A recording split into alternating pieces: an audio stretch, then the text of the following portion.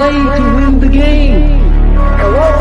My message for the fans, we're all frustrated with where we are right now.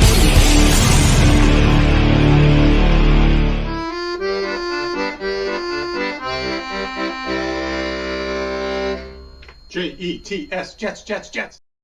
Jets, I tell you, I never felt so much. It's like just end the season. This one, Jets, just end the season. I never felt so strongly that is what it really means, man. I tell you, GreenBean here with the Thursday thick of it, ready to talk about all the positive aspects of this team with my buddy Gunny. Dom C will be with us in a little while, but Gunny, where you at, man? Where you at? Well, I guess I'm right there with you. I think at the end of the day, I'm ready for the season to end. I think we go back to the fact that this was supposed to be a highly anticipated, highly sought after. I mean, the expectations were so high for this year, and for it to literally be going in this fashion leads me to believe that, yeah, man, we're in the twilight zone. I think as Jets fans, we're in the Jets fandom purgatory twilight zone because it's just on repeat. And it doesn't seem to matter what we do in terms of talent. It doesn't seem to matter what we do in terms of coaching changes. It doesn't seem to matter if you can bring a Hall of Fame left tackle and Hall of Fame quarterback into the building. It doesn't matter. We're just destined to be in this constant state of repeat of failure. And at this point, like we were talking about earlier, I just feel like it's an inside joke that the Jets, higher ups have that we're not aware of as a fan base. We're experiencing this year in and year out. They get the joke. They're laughing about it because we're still believing, we're still buying in every single year. And it's the same result, right? So the definition of insanity is literally us in this constant loop of Jets fandom. So yeah, I'm just hoping we can ruin some other teams, some other fan bases. Season. That's what we do. Now we're gonna hate root. Yep, hate root, pretty much. That's all I got left. That's all I got left. Yeah, I mean, it's funny, man. I hate that it has to be this way, but I tell people that some of the younger fans and shit that still they root for Sammy or they root for this guy, and I hope he has a good game. I hope he does well. And you do this for 40 years. What we're doing right now for essentially 40 years. There's at the tailgate, we were going over it, me and a group of dudes. How many successful years the Jets had? And there was 10 out of 40, last 45 years. And it's you do this for long enough and there's nothing left except resentment. There's no way that I want anybody to be happy right now. No. Why? I mean, if suffering for everybody. Yeah, I want everybody to be miserable. Yeah. Now I got to be careful. I start rooting for injuries and shit. I'm really getting evil. I'm oh yeah. I find myself in the same boat. Kill him, man. Fucking rip his leg out. Doing things that's just not in me. But man, I've this is what rock bottom looks like. This is what rock bottom looks like. And I started rooting for things that I'm not going to say out loud, but I'm right there with you, Greenby. Things that if you heard my thoughts, you might think differently about me. Yep. Yeah, I hear you, man. And that's the whole thing. It's we still have to play the Dolphins twice, the Bills again. There's a lot of reason for hate. We got to watch the Steelers, and who's playing the Steelers tonight? I think it's the Browns. I mean, I guess the one team that's probably worse than us, right? They got Jameis Winston, though. At least he's exciting. You know what I mean? True. That is true. Still makes it fun to watch football. Yeah, I just can't believe. But look, once again, I know we're doing it again. Once again, though, everybody, it's the Browns, it's the Jets, it's the Panthers, the Jags. Here we are. The Jags, the Jets, the Browns. We do Jags, Jets, Brown things. Yeah. And that's why we sit here the Browns signed Deshaun Watson for $230 million guaranteed, gave up 3 first-round picks, and they're terrible. And then the Jets, we go and trade for Hall of Fame Aaron Rodgers. We got the 4-play Achilles season, and then we get this. And like, look, what do you think about this? Like, and there's still it's same thing like with Zach, but different, right? It's like there's justification from people to be able to say, no, he's doing good, right? Like Aaron Rodgers is potentially going to throw for over 3,700 yards, 26 touchdowns, and 12 picks. That's his pace right now. That would be, and not for nothing, that's what he did the last year in Green Bay. Yep. And that's what we guys like you and I said many times. If we get that out of Aaron Rodgers, we're going deep in the playoffs. And like, so look, and we haven't seen a quarterback do that, but 2 other times ever. You know what I mean? So it's like, here he is, he's going to do that. And he is still, Gunny, are you seeing it otherwise that he's not a major part of the problem? I know the stats will tell you like, man, he's playing, okay football, but he's not. Aaron Rodgers is not playing good football at all. The stats are deceiving. If you watch those games, you don't even have to be the individuals who are into the all 22 when watch. Just watch the games. You're seeing that the production that you're seeing stat wise is not what you're really getting on the field. He hasn't played up to the level of what he did his last year in Green Bay with the freaking broken thumb on his throwing hand. Like, he has not played up to that caliber of football, despite what the stats are telling you. Aaron Rodgers is definitively, I think, a portion of why this team is struggling. I think the defense falling off of a cliff was definitely unforeseen. I didn't see that coming, but here we are. They fell off of a cliff. They can't stop a nosebleed now. But I think with Aaron Rodgers, we were expecting so much more. And by so much more, I'm not talking about like MVP Rodgers. I'm not talking about like freaking even Pro Bowl, like, or all pro freaking Rodgers. Just a top 10 quarterback was what we were asking for. That was the goal. Get a top 10 quarterback in the building. Aaron Rodgers is not a top 10 quarterback in the NFL right now. I would put him in that top 24 range, if anything. And that's just not enough, right? That's just not enough for this team to overcome the coaching deficiencies, the lack of performance from the freaking defense now. And of course, the special teams that also fell off of a cliff. So we needed top 10 Rodgers for this team, as we saw it from last season, to, I think, really make the push. That's the team, and that's the quarterback play. I think a lot of individuals were expecting to get that was going to go ahead and win that 10 to 13 games. That was going to go ahead and potentially win the AFC.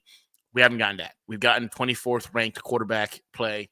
And of course, the defense fell off of a cliff, and the special teams. I think it's a complete team collapse, but Aaron Rodgers is definitively not without blame.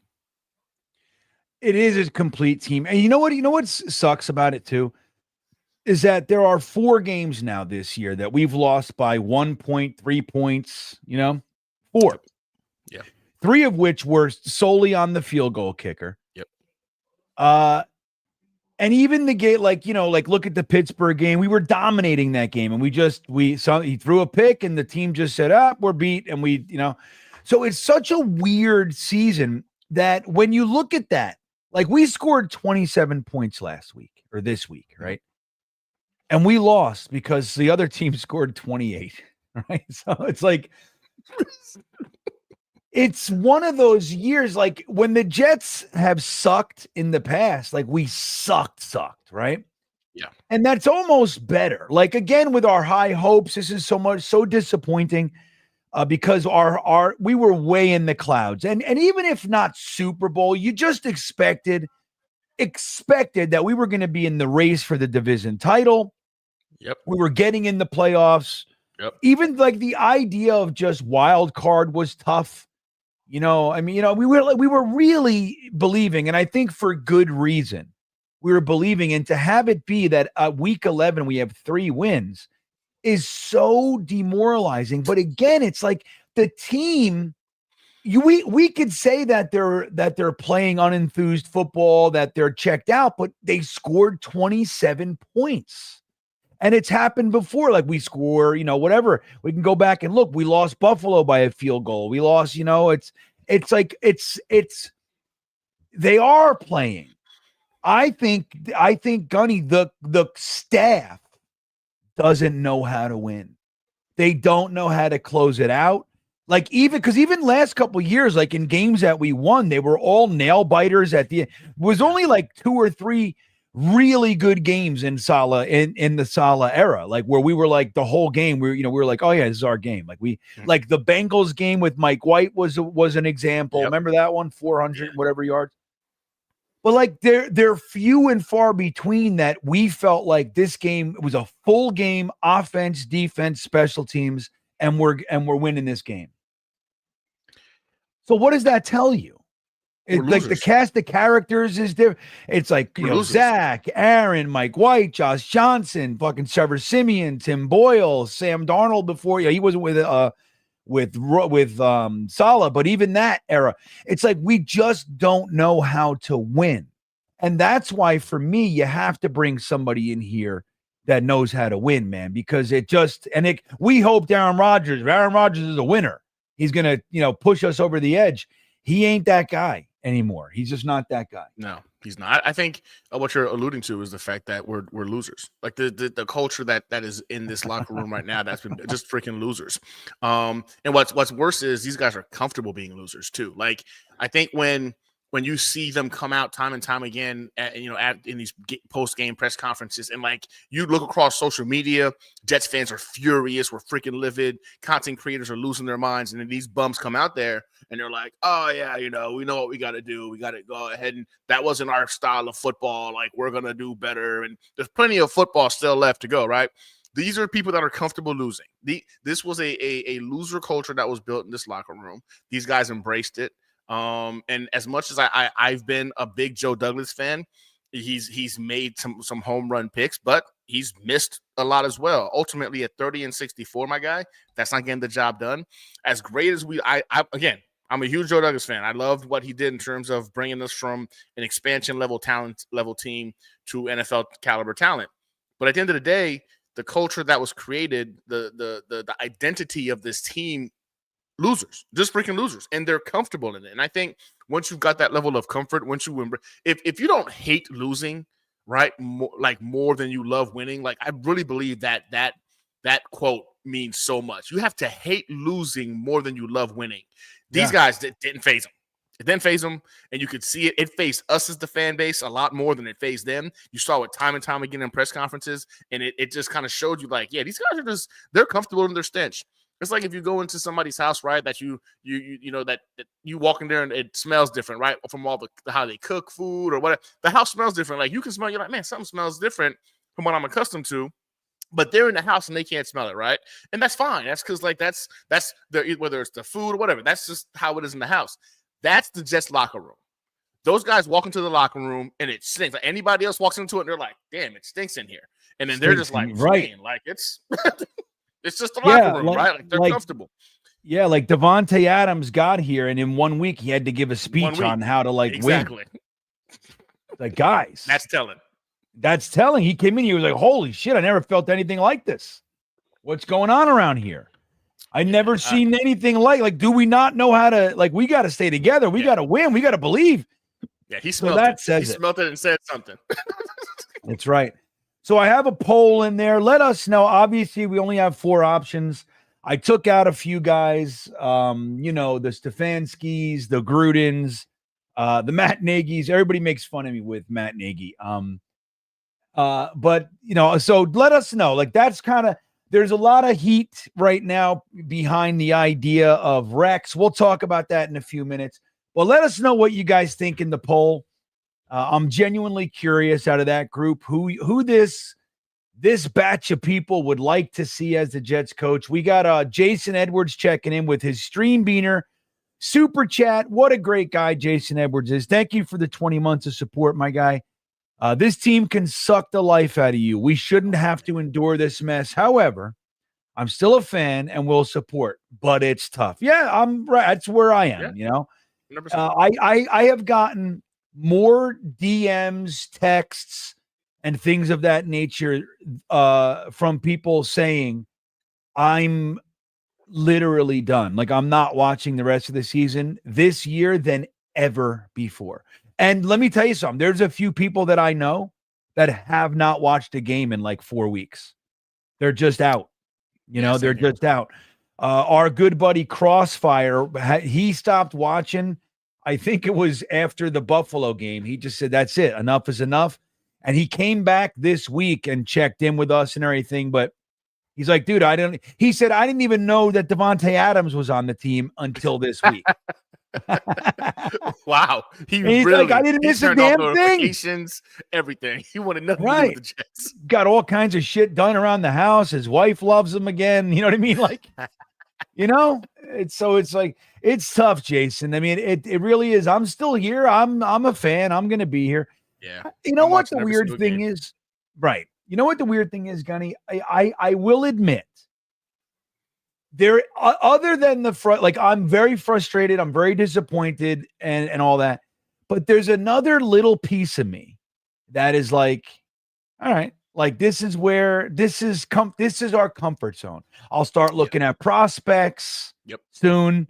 You know what I mean? Like, I found myself on Draft Buzz on Wednesday night. I was just going down the list, and you know what I mean? Dom C is already rocking with his with all his pre-draft prospect work, and I started looking, I started reading, I was watching some vids, just highlights. That's what I do first. I just kind of check in on some highlights and see what guys look like, and then I go deeper later. I start watching full game tapes and doing my own evaluations and things like that. But here I am again, I'm like, all right, like, it's early and I hate it, but it's a kind of a comfort zone, Gunny. It really is, though, because I think what it symbolizes for us as Jets fans is hope, right? Like, it's literally our way of being able to look into the future and see if hope is feasible. What player could we potentially land that can come into this building that can go potentially change the aura of the team? Yeah, I'm with you, man. I jumped on Draft Buzz the other day, started looking at some of the options in terms of defensive tackle, cornerback, you know what I'm saying, another wide receiver. I am not amongst the individuals who believe there's a quarterback worth drafting early in this draft, but I might be in the minority. I really think we go with Tyrod Taylor. We bring out our boy Jordan Travis, see what he's got. And if that means we got a guy who can go ahead and be a bridge in Tyrod, or maybe Jordan is a baller and we find out next year, great. But I'm looking into like 2026, right? The Archie Manning potential draft is where I'm looking at. It's just gotten to that point now where this team is like I think Jason said it beautifully, man. Like, it's draining, it's exhausting. We're gonna watch every game. Why? Because we're fanatics. Like, in the very definition itself, it means we don't really have a choice. Like, we're going to watch this game with every freaking game we watch zealously. Even if we're like hoping we lose for better draft picks, we're going to celebrate like hell if we win games because we're fans, man. We want to see this team succeed. But yeah, for me, I'm with you, man. I started looking at draft, looking at GM options. I actually had Connor on the show on the Hangout on Tuesday. He kind of broke down his 20 options in terms of what general managers look like. So I'm looking into the future right now in terms of what that could potentially be. And it's exciting, right? It'd be exciting if some of the things that we talk about gets heard by Woody and he makes these decisions that we would love to see. I mean, apparently he's listening to us when we go ahead and say stuff on Twitter and social media. Maybe if we say it loud enough, I mean, we can say sell the team all we want to. I don't know if he's going to do it, but if we say it loud enough, I mean, he's been listening apparently per that report. It's hope season for us. And the only way we can find hope as Jets fans is looking into the future and what that next draft class can bring to the table. That's it. That's very true. And if Woody Johnson does keep his eye on all this stuff, like is being said this week, maybe he'll listen and do and I don't know, go for one of the guys that we think is best. I mean, I don't know. Yeah. That's the thing. He listens and he reacts, but he doesn't do. I don't know. In a lot of ways, he's not going to do what we want him to do. I mean, I don't think. He doesn't think. Remember, it's overrated. Right. It's not his thing. It's overrated. Our buddy Jetted Out checking in says, gonna sum JD up with this explanation. He made his career off of one trade. That was bad on the Seahawks' behalf. With all that capital, 2022, you should hit. Well, it was really 2021 and 2. He didn't get all those picks for 1 year. I hear you. And that is true in some sense. Like, that trade was unbelievable. One of the most lopsided trades in NFL history. Did not work out for the Seahawks. The Jets were the recipients of a lopsided trade. So we ended up getting AVT and Garrett Wilson ultimately out of that trade, and we had that stopgap safety for the year, Bradley McDougald. So, but don't forget too, like it's not as easy to hit. Like again, like Garrett Wilson wasn't the first wide receiver taken in that draft, and Sauce wasn't the first cornerback taken in 2022. So Facts. it's not always so it's not as easy as you think. Like people say, oh, well, with 2 top 10 picks, you're always. I mean, look at the Giants with Evan Neal. Like it does. I mean, look at the Jets over the historically over the years. I mean, we rarely hit on our first round picks. Joe Douglas changed that. Like Joe Douglas at least came here and made it normal that our first round picks are going to be good. And that was not always the case for the Jets. When you go back to, whoever, the safety, the Louisville Slugger, Calvin Pryor, or I mean, just so many. There are so many examples. Remember, we had like 10, 15, 20 years with our second round picks just never hit, and he's hitting on second round. So there was definitely redeemable qualities there, but I'm with Gunny and I'm with everybody else. It's just like, this was the year. It's year 6. You got to get into the playoffs, buddy. And nobody can deny, like, look, there's a reason the NFL gave us 2 years of 7 primetime games. A lot of that has to do with Aaron Rodgers. But if it was just Aaron Rodgers on the 2019 Jets, it ain't happening. No. Like we had Garrett Wilson, Breece Hall, Sauce Gardner, Quinnen Williams. There's Jermaine Johnson, CJ Mosley. There's all these names, Quincy Williams, all over the place. And they said, this team is ready to pop. And we just didn't. So it falls back then to the coaches that he hired because they suck. They suck. And like all the time that we tried to like Robert Saleh, and I think he's definitely a good guy and he clearly knows how to build a defense. But I mean, every game that we were losing, I would look at him on the sideline and be like, what is he doing? He's doing nothing. Like there's no effort to work during the game. It's like he's just watching it. He's just watching a football game like we are. And that's not going to get you far. Yep. Yeah. So thanks, Jet It Up. Paul Sasaki checking back in. What's up, Paul? Gunny, how would you address the Jets if they were Marines? The audacity of Woody to keep posting. I hate this guy. Listen, simple pork chop platoon. They'd be going to BCP. If I was looking, so BCP was the body composition program, right? It was the group of individuals who struggled in terms of passing the physical fitness test, maintaining the body standards in terms of physical fitness. If you couldn't maintain that, like you got sent to this platoon, we called them the pork chop platoon. It was called the body composition program. You would go there to get remedial training, i.e. you were going to be put on a stricter diet. You were going to go ahead and be forced to work out significantly more so because you didn't have the discipline and know-it-all as a Marine to go ahead and do it yourself. So because you couldn't handle business yourself, we held your hand like you were a baby Marine all over again, and we went back to the rope. So for me, it'd be BCP, man. These guys would be the they'd be the pork chop platoon. We're going back to the basics. You guys obviously can't be trusted to go ahead and do your job on the field when you're on there. So we're going to go ahead and do it by the numbers. And I'm going to control every aspect of your freaking life. So yeah, for me, it'd be the body composition platoon because these guys aren't real Marines yet. They need to go back and get remedials on how to actually be Marines, i.e. the Jets need to go back to where it all started to figure out how to play football again as a team.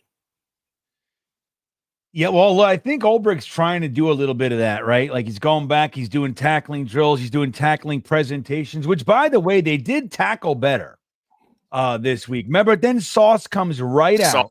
Oh, yes. What does that tell you?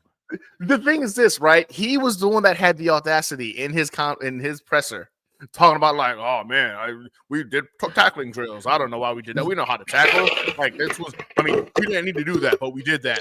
And then on that slant, misses the tackle, costs almost 40-something yards, almost a touchdown, if not the save by the safety. So like he again misses a tackle that cost huge yards, which led to a score. And this was the same kid just talking 2 days earlier. We don't need to be doing tackling drills. We know how to tackle. We don't need tackle. I mean, out of all the people, right? It's like, he was much maligned, as they say, the week before with that just incredibly terrible tackle, which could have turned the game. I know he said there was a whole 3 quarters left or whatever. Yeah, I get it, man. But that was stopping them for the first time. And they went down to score, and the game was kind of toasted at that point, Yeah. So, but it's like, yeah. So Ulbricht's trying to do that. He's trying to bring it back and like let's set the foundation, everybody. And then his star player comes out and goes, "This is stupid." It's like you just see it. It's like, all right, it's over. His demeanor, the way he spoke about it, I was like, dude, you're the reason why this team is probably going through these drills. It's you. And You're a big reason. Boom, big miss again the very next game after running his mouth. This kid, man. And then Tony Adams gets benched because accountability, everybody. Dom C's in the house. What's up, Dom? Are you good with the Jets season so far? Oh, it's best I remember in years, man. Best I remember in years. How are you, boys? Hi, chat. What's happening? Just hanging around. Yeah, we're hanging out, bro. We're still trying to. We still don't get it, Dom. We still we know we're seeing it 3-8. That's what the Jets are, but it's still just mind-boggling to us that we're here again. And then I just saw a commercial for the fried pickle Whopper. I mean, I don't know what's going on in this world. I don't get it. I'm like, look, a fried pickle Whopper. I didn't even know Burger Kings were still around. Really? You don't have that? Hey, is that Burger King on 46? Is that gone? The Starbucks. Smithfield? Starbucks. It's a Starbucks. That's a Starbucks? It's been for probably, I don't know, 7-8 years. 10 years. Oh my God, that's gut wrenching. That was our spot. PAL football. Weigh in and go over there and weigh in and walk over to Burger King. That's it. I fooled around. I used to work at that Burger King. I fooled around with my girlfriend on break by the drive-through. I fooled around with her. Right there, like in my 15-minute break.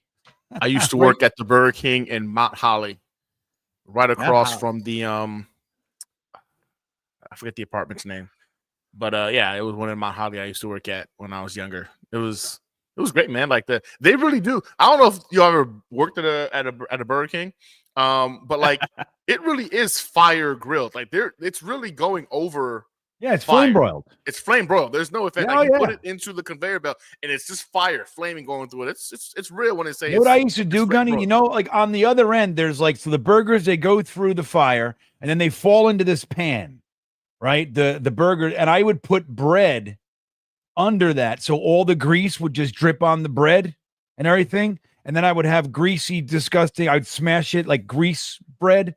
Yeah, I'd make sandwiches out of that. That was good. Really? Shit. Oh yeah, it was good.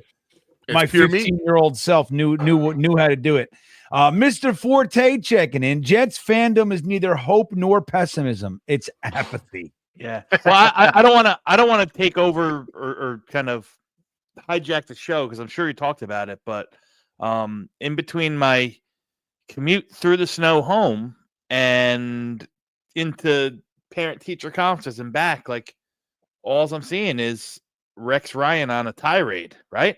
Really trying to sell himself out there. I mean, it's almost poor. It's a little bit of me feels kind of like apathetic towards him. Like it's sorry, you know, the spiel he's trying to pitch, man, is it's pretty bad. Like Rex, Florio seems to think it's going to work. Did you see that? Listen. How about this?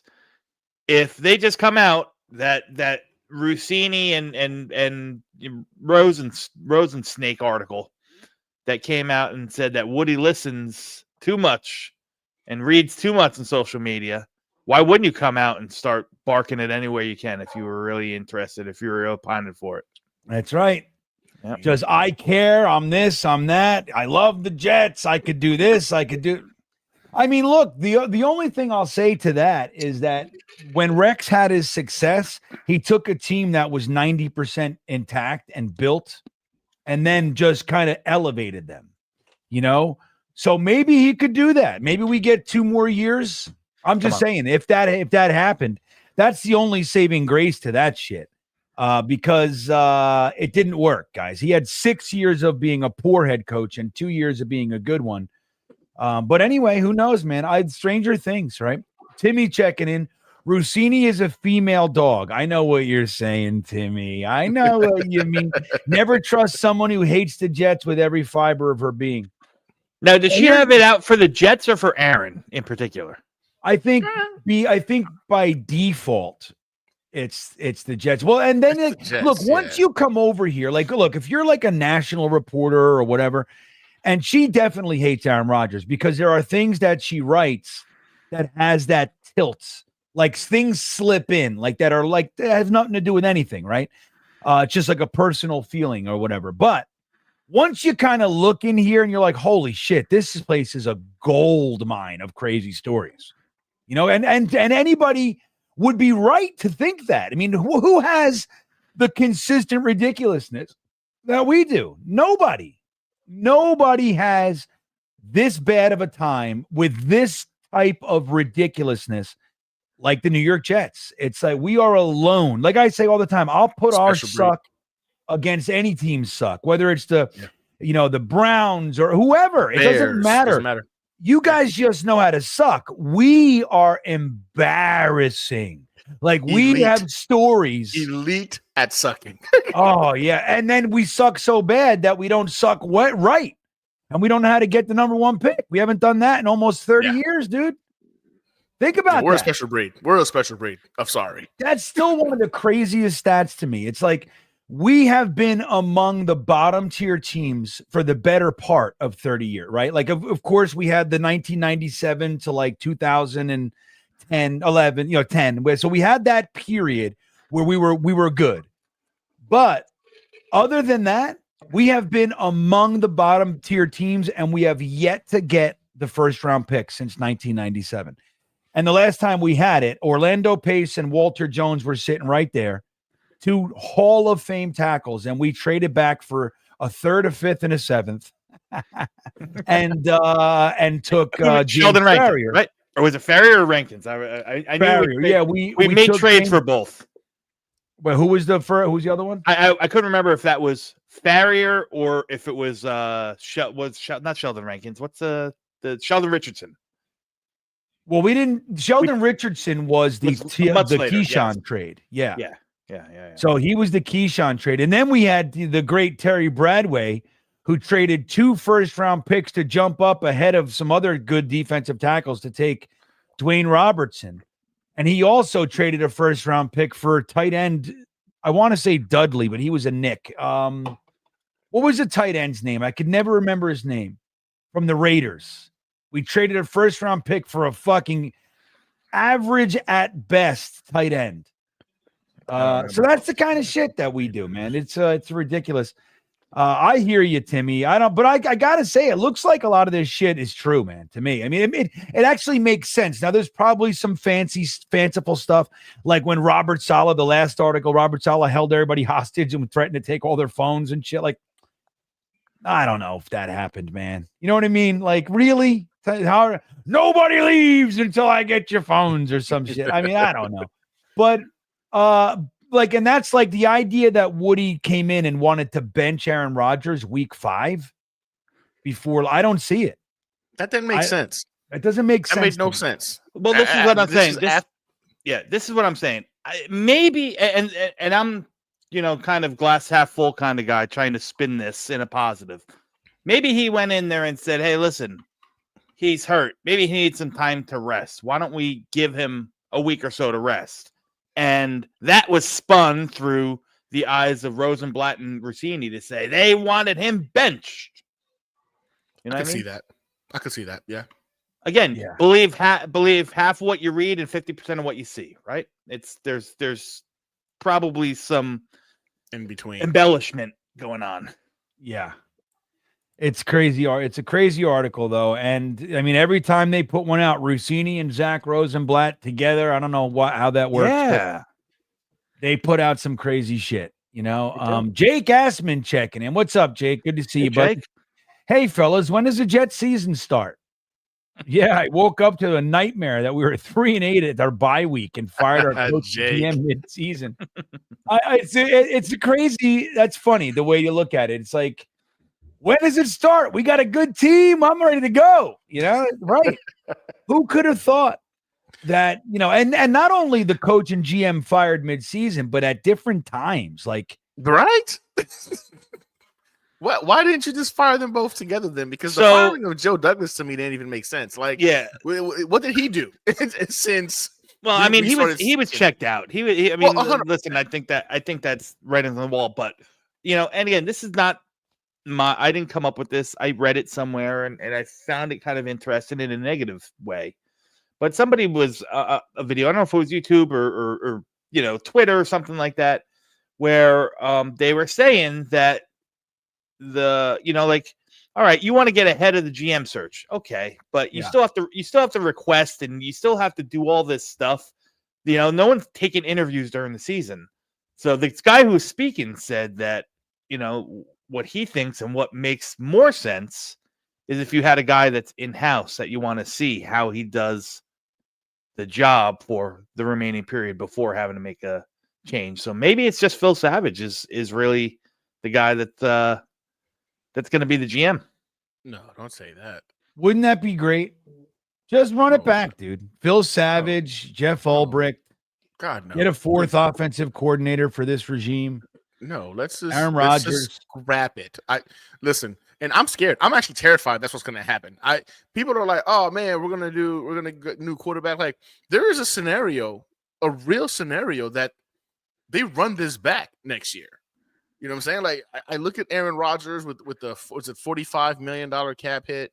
He has the option to go ahead and exercise it. I thought it was a team option. No, it's a player's option. So he can decide if he wants to stay or not. Then we'll have to cut him and lose that money.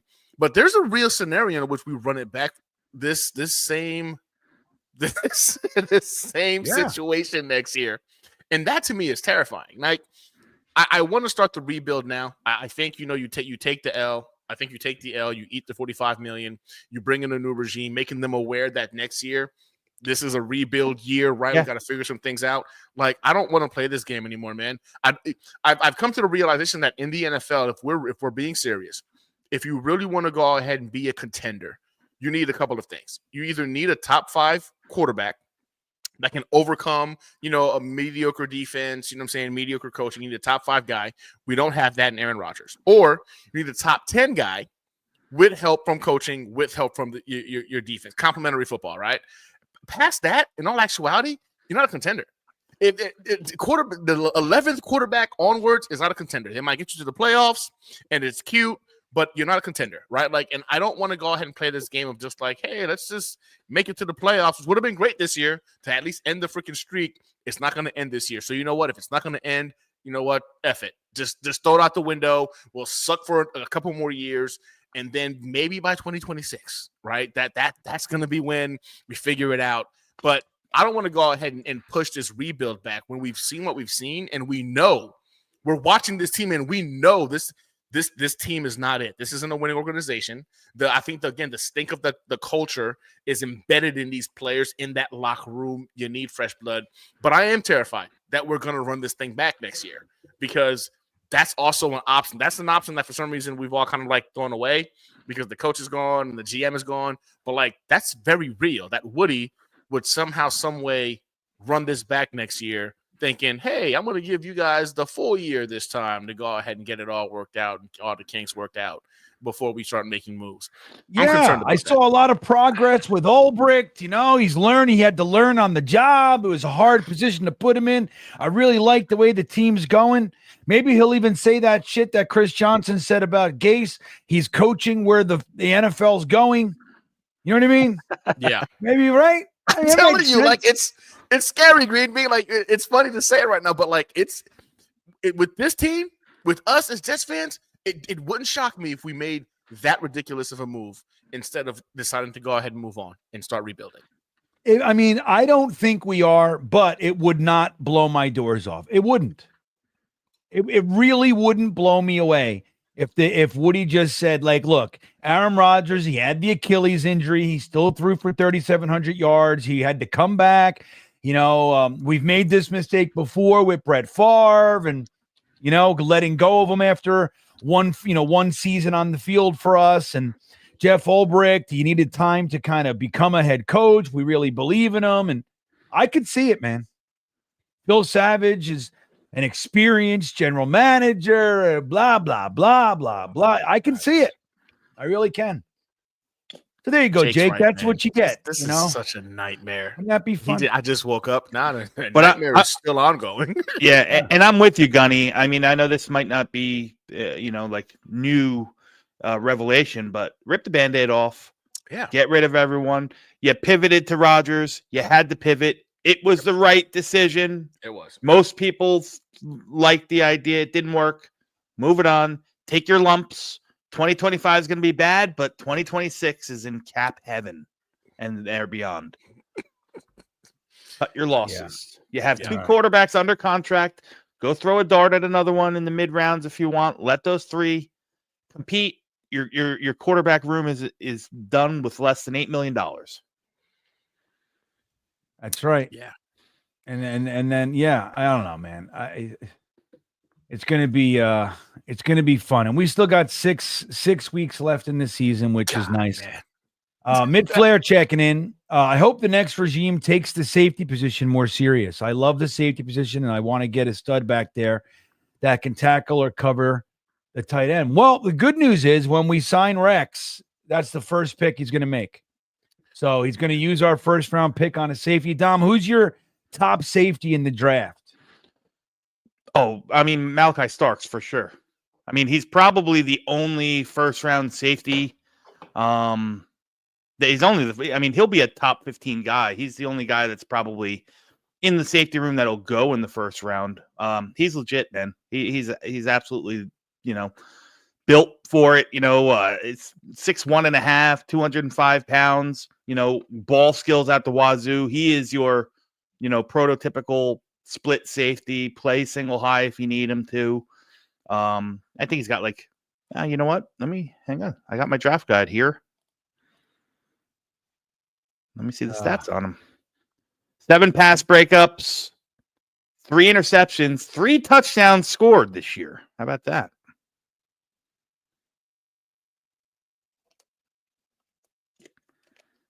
All right. Malachi Starr. That's the guy, everybody. All right. We got, but Jay, Mitt brings up a good point. I mean, Joe Douglas is look, he did bring in Jordan Whitehead, right? He did use a 3rd round pick on Ashton Davis. But other than that, it has largely been ignored. We traded a 7th for Chuck Clark. He's ignored the position. Now, in previous regimes, though, Mitt, we've ignored wide receiver, edge rusher, so it's cornerback. Like we were taking safeties and defensive tackles for a super long stretch. And so, if there is a position to ignore or at least value less, safeties up there. I love safeties too. You guys know in the 2022 draft, my draft was similar to the one that we put together, but I would have taken Kyle Hamilton. There's just I remember you were a big Hamilton guy. I love Kyle Hamilton. My draft would have been Thibodeau, Hamilton, Brees, and Pickens. And because we had 2 second-round picks. Remember, we traded one for Jermaine Johnson. So I would have just gotten Thibodeau up top, Kyle Hamilton, both of them. I think Thibodeau's coming back, but he's been injured, but he's been good. Kyle Hamilton's been an amazing stud. George Pickens is obviously a stud, and Brees is Brees. So it would have been a similar kind of thing. But anyway, Jake checking in, member for 7 months. Thank you for the support, Jake. Is there any coach you want to come here whose competence you wouldn't instantly question if they actually agreed to come here and work with Woody? Well, I saw Rusty Spooner put a comment in the chat earlier. I wasn't able to put it up because we wanted to get to the super chats, but there is the rumor that Kyle Shanahan will be released from the Niners is picking up steam. Now, I don't know if it's true or not, but if that kind of a thing happened and Kyle Shanahan was let go and you could bring him in here, an offensive-minded Super Bowl making head coach, without question. I wouldn't even hesitate. Wouldn't this be funny? You hire Shanahan and he wants a really good defensive coordinator that Saleh knows. to come in to be his DC. Robert Saleh, I know it's a little weird, but you want to be my DC. All the players know you. We would all sign up for it. I don't think anyone's going to argue that freaking coaching. Listen, Saleh was, and I think now we're all seeing how the defense fell off of a cliff. Ulbrich might have been the equivalent of Hackett being the OC for Green Bay. I think Ulbrich is the equivalent of that as the DC, because this defense has looked so lost since Saleh has disappeared. Like it's been night and day in terms of what we're seeing. So now I know, okay, Saleh, it was your defense. No one's questioning that. No one's denying it. So you mean to tell me Shanahan says I'll come back, but the only way I come back is I get my boy freaking Saleh as my DC, and Saleh's on board to do that? We'd be morons not to be excited about that. And by that, I mean you, Woody. You'd be a moron to not jump on that opportunity. Yeah, I mean, wouldn't that be fun? Because look, so it says two things. I think you're right. It says Saleh really was the juice behind the defense. Yep. But it also says that Saleh really isn't a head coach. Like he had too much, he was too focused on that defense. You know, so I don't know, man. I think that would be fun. I would sign up for it. Dom, would you sign? Like if Kyle Shanahan wiggles loose and Woody's able to court him over here, he looks at the team and goes, fucking Breece Hall, Garrett Wilson, Devontae Adams, you know, Braylon Allen, Kenny Yeboah. If he looks at those guys and he's like, oh man, but I want to bring Robert Saleh as DC. You down with that? This is a joke, right? Well, I'm just saying he ain't coming. He ain't coming. Hey, Dom. We are wishing right now. Hey, Gunny, we're wishing right now. Gunny, we're talking about a hypothetical. Dom, you're so literal. Did I say, Dom, do you think it's a realistic option that this could happen? I don't even think Shanahan's getting fired. But I don't think he's getting fired either. I would say have some fucking fun, Dom. He's still upset about Burger King in Smithfield. That's what I think. If it meant the chance to get Kyle Shanahan, I don't care if they make Gunny the defense coordinator. But yeah, like let's move on from Saleh. Give me somebody else. Give me Rex. Give me Rex as the defense coordinator in your hypothetical situation. Sign me up. I don't know. Rex can't be controlled. Yeah, that's the thing. Around. You know what I mean? He's wild, bro. He's a wild card. I don't know. I just say, if you are going to do Rex Ryan, and I'll end the poll in a second. If you didn't get your votes in on the poll, now's your last chance to go ahead and pick your head coach. Of course, there are names not on there. I only get 4 options. There's quite a few, you know, even guys like Flores aren't on there, but let us know what you think. But if we're going to do Rex, I say just make it the clown show, dude. Just bring in Rob Ryan, bring in all the crazy characters that you can think of. Yeah. Let's have a fucking blast. Because you're not a serious organization if you do it. And again, right. I love Rex Ryan. And I love Rex Ryan. I love what he brought us. I love those few years of him, you know, bringing us to back-to-back AFC championship games. A lot of people keep forgetting that he inherited a really, really talented team. And once those individuals had to start going away and he had us to kind of make things work, I don't know if he's really an X's and O's guy. I love his bravado. I love his freaking speeches. You know what I'm saying? Let's go get a snack. I'm all about that. But if we're trying to become a serious franchise, I love Rex Ryan. Love you, Rex. I really do. If you ever see this isn't I just don't think that's going to be a serious move. But if you're talking about like for entertainment aspect, like he's going to come in and we'll watch on Sundays just because like we might not win games, but it's going to be fun to watch what happens. By all means, you bring in freaking Rex Ryan. It'll be more of a freaking entertainment sideshow aspect, vice being a football game, like a competition thing, right? Like, and if he wins some games, great. But if he loses, we know why. Because at the end of the day, I think that Rex Ryan, as entertaining as he is, I think he's limited in terms of what he can do with the X's and O's. And that's not a knock on him. I just feel like he's very limited in that aspect. If you bring him in, as long as we're all on board for it to be, as GreenBean just said, a clown show, that we're just going to have fun watching games on Sundays, more like entertainment, vice being, you know, competitive sports, then I'm for it. I am too. I ordered my clown horn, by the way. You know that one? You know that I ordered it. So it'll be here whenever. That'll be my new sound thing. Whenever we do anything, just fucking clown horn in this thing. Thanks, Jake. Sodak checking in. What's up, buddy? He says, don't kill me.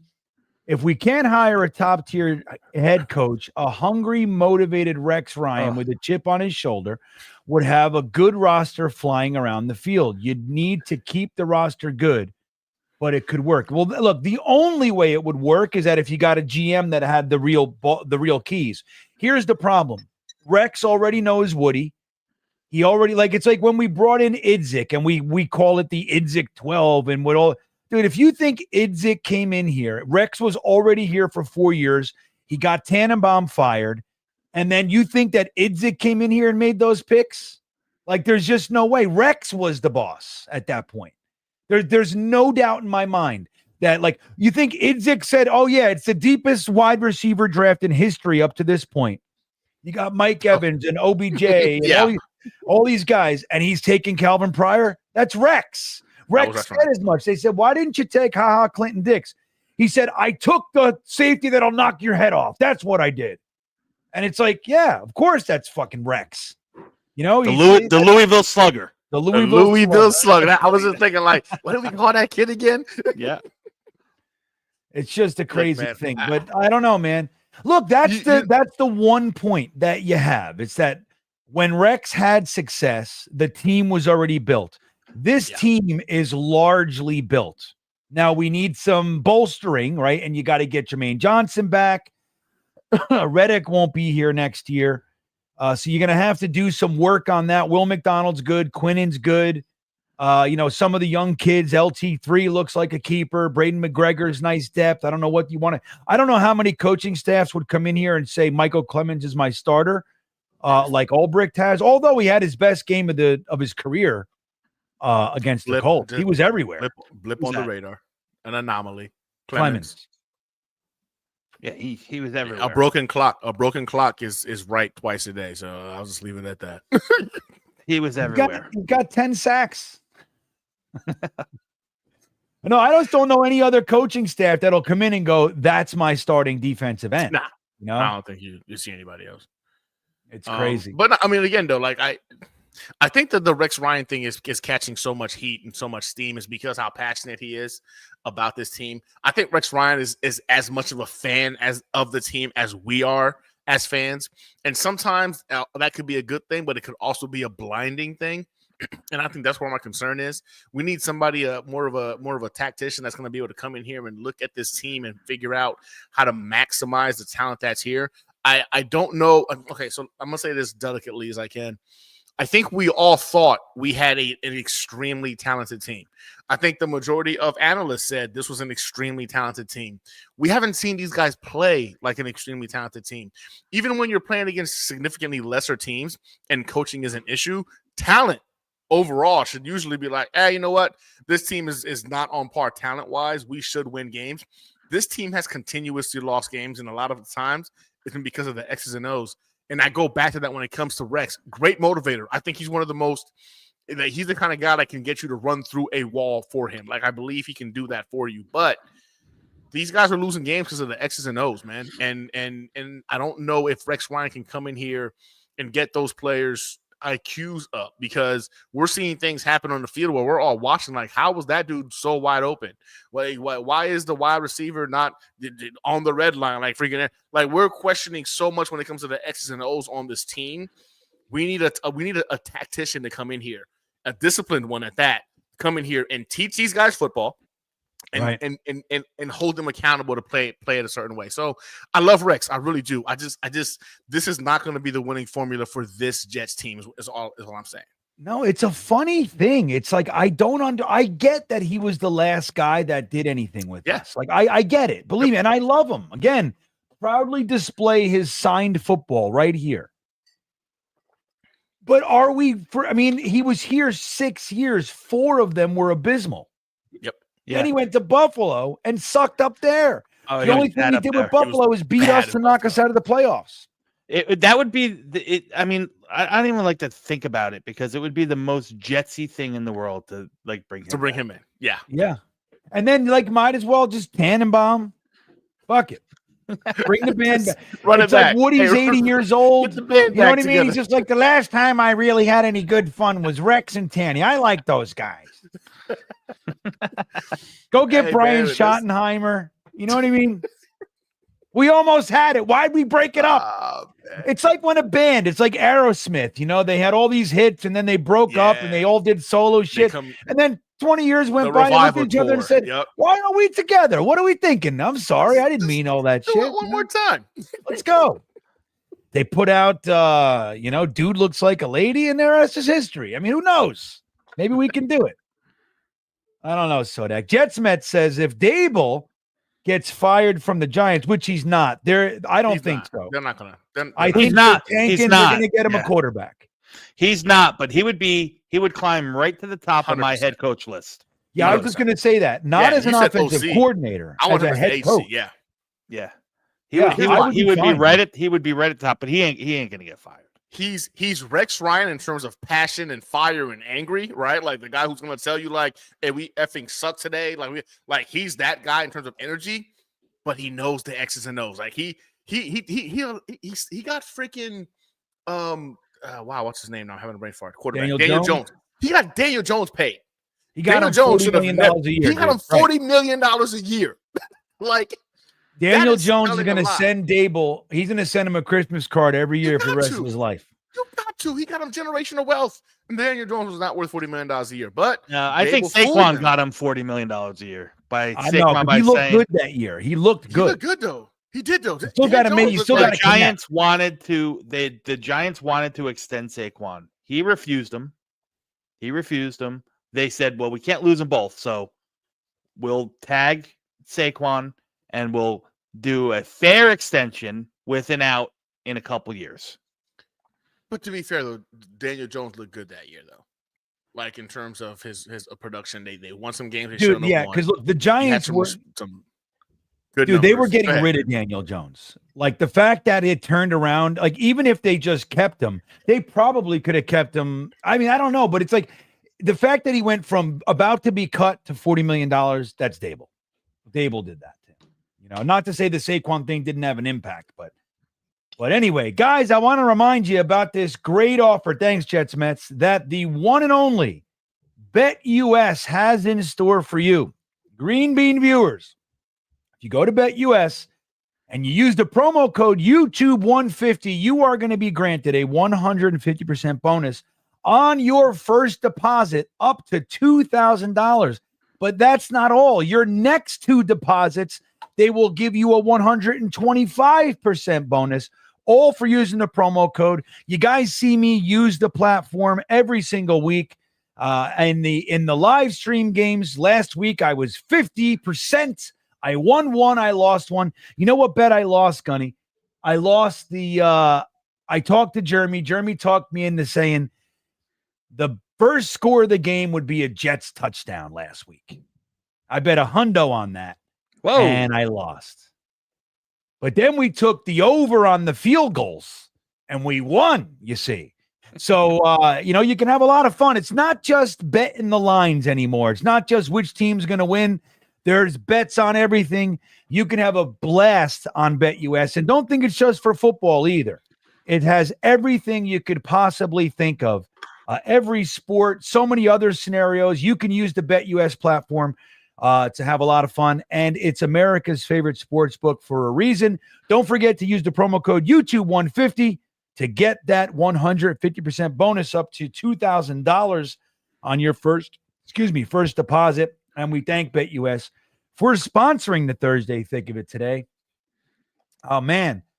So, look, GM. We haven't talked about GM so much.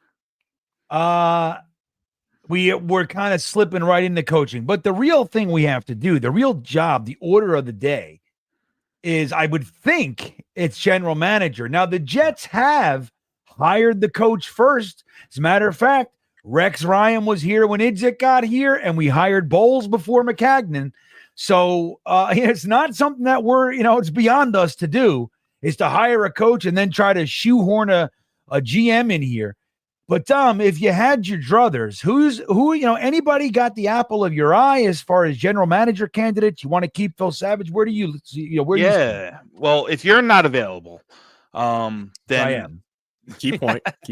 If you're not available, no, the two guys, I mean, listen, you know me, you know that I'm going to lean towards the guys with the heavy scouting. Actually, three guys I have. I'll give you three names. I'll give you two you'll know, and one that's really, really creeping up as a favorite. It's a long shot, but a favorite. So the first guy would be John Spytek, young kid out of Tampa, got a scouting background, the assistant GM there.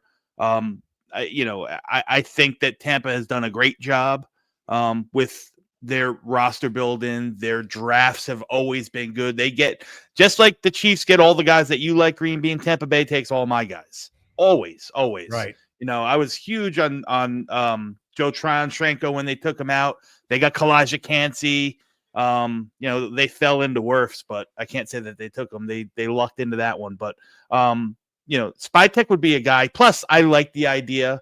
This might be a little bit more of a reach, but I like the idea of Liam Cohen, the offensive coordinator there, whose name is, one of those young and up and coming names, offensive genius kind of guys. So I would love Spytek. Mike Borgonzi from Kansas City, another, scouting background, been the assistant GM in Kansas City, and we know what kind of team they build. But the third guy I'm very interested in, and this is maybe a little bit selfish. I look up to the guy. Rex. I really like him. No. Oh, I'll guess again. no. Jim Nagy, the president of the Senior Bowl. Well, we have his predecessor as our GM. Correct. Correct. And Phil Savage, the former president of the Senior Bowl. So why not? Huh? Correct. So what makes you feel good about Nagy? Just he's tapped into the college scene kind of a thing? He had, yeah. I mean, listen, I'm of the belief the GM has two main responsibilities. He's got to have a vision and an eye for talent to build the roster, and he's got to be able to have a vision or a synergy with the coach that they bring in.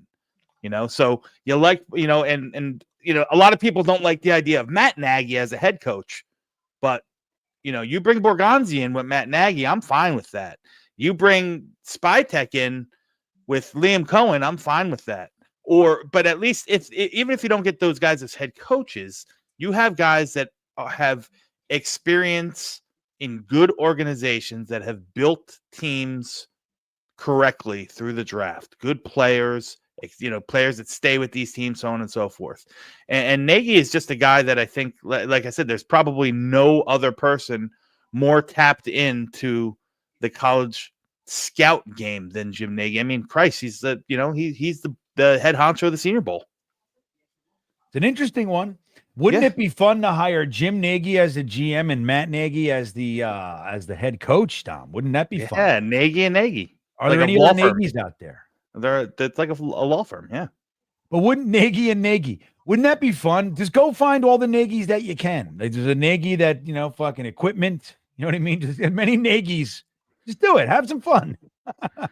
I love it. I forgot to end the poll, so let's go ahead and do that. Let me end the poll for you guys and see what these people thought of. The choices for head coach, and then I want to hear what Gunny thinks about the general manager position as well. In the meantime, guys, I'll tell you, currently we have 160 in here, and we only have 73 likes. Only 73 squeezing the milk, dog. Y'all can be better than that. You got to squeeze them shits. What's that, Gunny? They got to do better than that. Yeah, let's go. Now. If you want Rex Ryan as a coach, hit that like button. Yeah, that's right. I said, who would you choose for head coach? The choices were Vrabel, Rex, Ben Johnson, and Cliff Kingsbury. Mike Vrabel with 41% takes it home. Rex follows him closely with 32%. Ben Johnson at 19%, and Cliff Kingsbury at 7%. I do want to talk a little bit about 19%. Ben, I know. You know what it is? I think there's really two requirements, right? Like one, we really would love to switch to offense. We would love to have an offensive minded guy in charge. But the other thing is a rookie head coach, again, is a tall order, man. You know what I mean? It's like, come on, can we just get somebody with some experience in here? So maybe that's what the hit is. When you look at a guy like Vrabel, yeah, he's defensive background, but he's a head coach. You look at Cliff Kingsbury, he's got both. He's offense and he's been a head coach in the NFL. So he kind of made his mistakes and all that stuff. And he's now a really exciting offensive coordinator doing a good job with Jaden Daniels over there in Washington. Down here, I should say. I'm in Washington territory, as you guys may or may not know.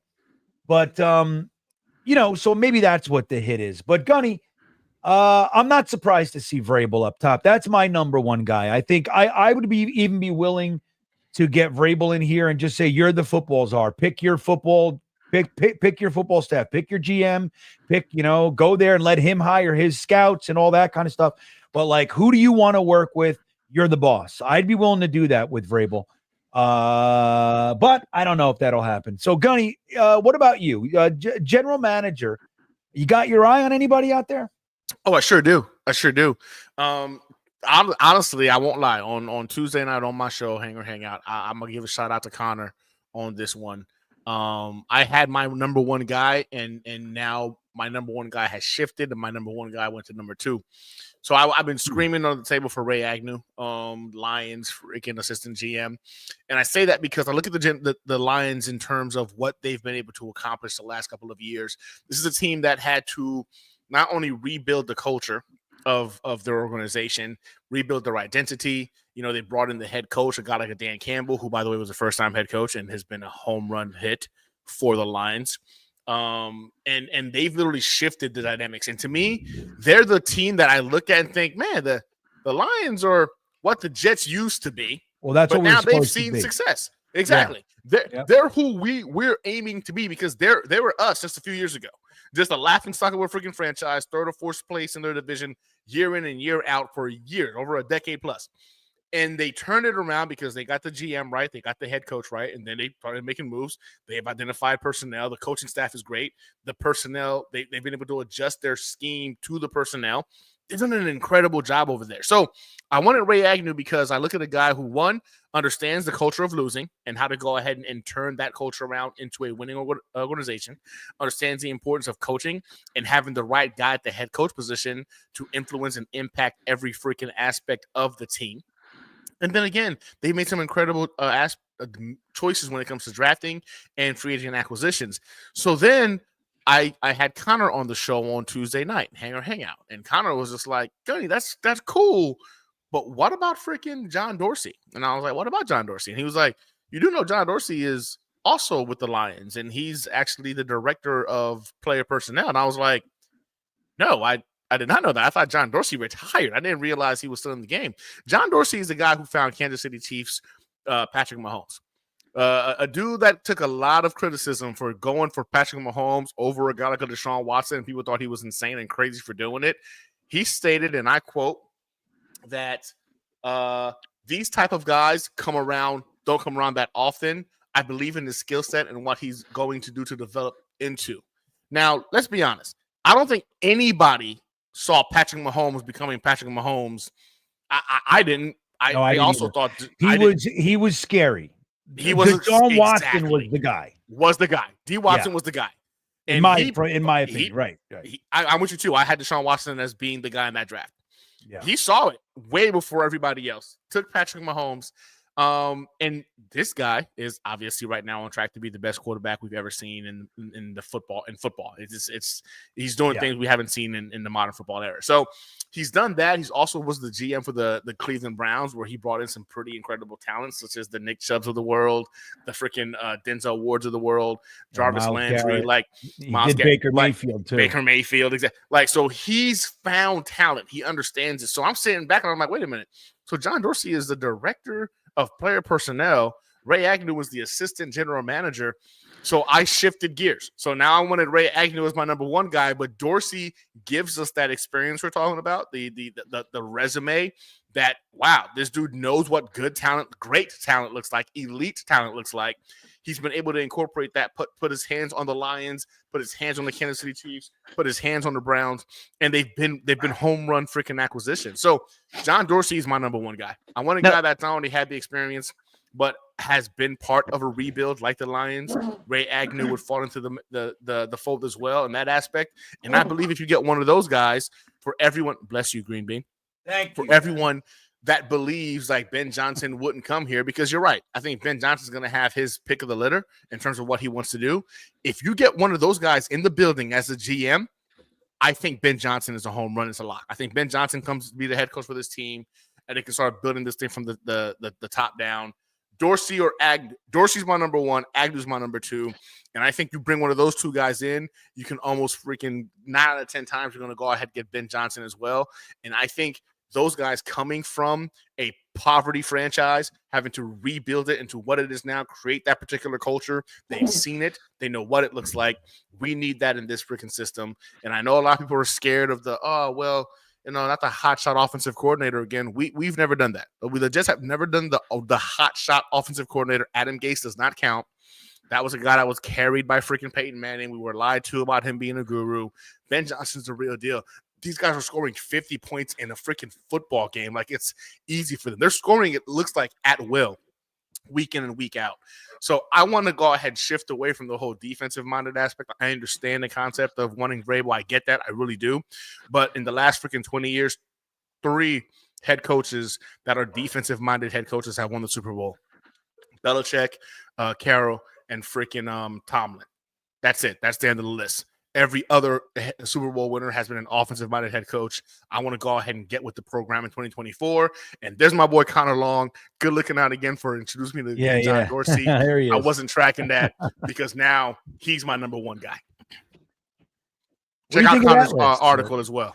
Dom, what do you think about that? And the same. So like the same thing can be said like with what is it, Grogson from the Vikings, the assistant. I don't know him. I'm not familiar with Grigson and Dorsey. I mean, I'd be lying if I said I knew anything about him. He did fizzle out in Cleveland, if I'm not mistaken. Yeah, he got fired. Yeah. It was like for a minute there, it looked like he was going to change that organization around, and then all of a sudden, it just kind of soured fast, and he was gone. But yeah, he did some real nice things in Cleveland. He was very respected, and yeah. What do you think though?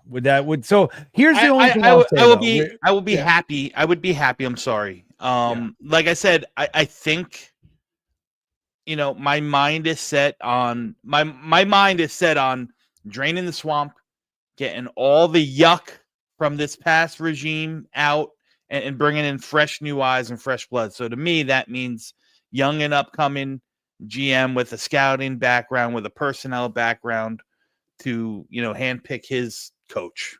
Preferably, I don't even know. I don't know if I want offense, defense. I don't even know if that matters. I guess it really matters to me. The more important things is I harp on the positional coaches because I just watch how bad our line has been the past 2 years under Keith Carter. And it's a shame. I really think the regression in our offensive line it can be directly correlated to bad coaching. 100%. Yeah, I think so 100%. Too. I mean, you look at Mekhi Becton, he's down there with the Eagles. He's going to make the Pro Bowl. He's going to make the Pro Bowl as a guard. Imagine. And, I mean, that it's really key. The positional coaching is very, very important. But look, and that's the thing too, like with me, like, yes, I want an offensive-minded head coach. But at the same time, what I really want is a head coach. That's what I really want. I want a head coach that no matter who comes and goes, the organization stays the same. Not like we bring in a new offensive coordinator. Like, think about this, guys. The Jets have had 7 offensive coordinators in the last 10 years. 7. That's all right. Disgusting. If you add Rex to that, Rex had 3. That's 10 in the last 16. So you got Rex, Bowles, Gase, Saleh. 4 regimes, 10 offensive coordinators. 4 head coaches, 10 offensive coordinators. If you don't count, Ulbrich as you could, whatever. But 10 offensive coordinators. What does that tell you about this organization? Offense is not a priority. We never get it right. We slap it together with fucking toothpicks and bubble gum. It doesn't work. And we scapegoat it and bring somebody else in. And we say, run the offense, figure it out. While I just stay over here on my side of the ball. And that's what we got to get away from. Like when you look at John Harbaugh or Mike Tomlin, but like those guys, like if they lose, John Harbaugh loses his coaches all the time. He's had many offensive coordinators. It always looks productive. It's because the organization is the same. It's still the Ravens. And they come in and they fold into what is established. And that's where Vrabel comes in for me. You know, it's like he's a head coach. Like, you know, and I hear what Gunny's saying about like the, you know, 3 defensive coaches in the last 20 years have won the Super Bowl. Dude, that can't be understated. At the same time, I think for me, experience, I'm just so tired of watching guys like Ben Johnson comes in here. He's not going to know how to manage the clock. He's going to make we're going to watch all these stupid mistakes again. And maybe not because he's on offense. Maybe that's just a fucking defensive coach thing. Never think about that stuff. But I don't know. I'd rather have a guy who's been there, done it, controlled the team, made their mistakes, thought about it, you know, had some time as a coordinator or doing whatever else. Now they're getting their second chance. That's optimal for me. That's really a good situation. But when you get to like Brian Flores, you know, and I see some comments in there, and I was talking about it Tuesday night, a lot of people that are down on Flores are down on him because of the way he handled Tua, right? Like, so he didn't want to draft Tua, and he made no secrets about it, right? He wanted Herbert. He didn't think Tua was the guy to draft, and they drafted him, and he made an ass out of himself about it. That said, he was not fired because he was doing a bad job. He was fired because he called the owner out for trying to get him to take money to tank. People forget that. Right? People keep forgetting that part. Yep. Right. So he was 10-6, 9-7. Like, we're not talking about the same thing. It's like, you know, when you look at Robert Saleh, he's 4-12, and then he's 7 wins. You know, like that's what we're doing around here. That's not what he did. Now, if you look, I want to read you guys something. He was asked about his comment. You know, Tua had some real interesting comments recently. Not recently, but this year, you know, where Tua reflected on it and said, you know, how would you feel if a guy told you that you sucked and you didn't belong here every day? And Flores said something interesting. I want to just, for the people that are still bent out of shape about him being that way, and this is what I'm talking about with getting a head coach who has been a head coach, made their mistakes, had time, like at doing their job as a coordinator, and then get another chance, right? Because they learn, you know, you make mistakes your first time in leadership. It's hard to be the guy making the decisions. It's real easy to be the number 2 and judge the guy for making the decisions or say, hey, I think you should do this, man. I'm fucking telling you, it's going to work. And then he does it and then it doesn't work. Who gets their head chopped off? Him, you know? So it's a whole different thing to be the guy out front. There's a different process that takes place when your decision is what's going to be done, right? So this is what Flores said. Look, wait, let me see here. He said, I think part of coaching is correcting. I'm always going to correct. I'm always going to have a high standard. And I think, look, I've done a lot of reflecting on that situation, reflecting on the situation and communication. I think there's things that I could do better for sure. And I've grown in that way. And I've tried to apply the things that I could do better and the things that I've learned over the last 2 or 3 years. What does that sound like to you, Dom? Doesn't that sound right? Go ahead. Yeah. Bro. No. It sounds like someone who's learning from his mistakes. Someone in which every single one of us as human beings should do, right? 100%. Learn and self-correct from the mistakes. I'll say this about Flores. And Flores, listen, the chances that Flores gets a job, you know, while he still has an outstanding lawsuit against NFL owners, you know, for racism, I believe. I believe he's, you know, claiming that, you know, it's probably slim to none. But he's a guy, you know, based, just like you said, like if you look at the body of his work, his teams were the least penalized teams in the NFL. Disciplined. Yep. While he was there. They were disciplined. Yep. They didn't quit, even when they, you know, they went on a 9-game run to make the playoffs and end up 9-8, you know, that one year, or 9-7, whatever it was. You know, his teams are stayed hungry. His teams were disciplined. They were accountable. Now, some of that other stuff, you know, like the single file line, no sweatpants, you know, this, that, and the other thing. I mean, that's, you know, maybe that's the stuff that, you know, he's going to self-correct and learn from. But there's no denying the results in a results-oriented business. Yeah. Me. Well said. Here's another comment from him from that interview. He said, look, I'm human. So that hit me and this is to the Tua comments. He said, so that hit me in a way that wasn't positive. As there's a pause too. He said that wasn't positive for me. But at the same time, I've got to use it and say, hey, how can I grow from that? How can I be better? And that's really where I'm at from that standpoint. Do I feel like that's me? No. But how can I grow from that situation and create a world where that's not the case, that anyone says that about Brian Flores? Like that to me, like that's not somebody saying, holding the line, like stubborn. There's no stubbornness in those comments. Like the results are there and he had time to reflect and refine and grow. To me, I think whoever gets Brian Flores is getting a stud.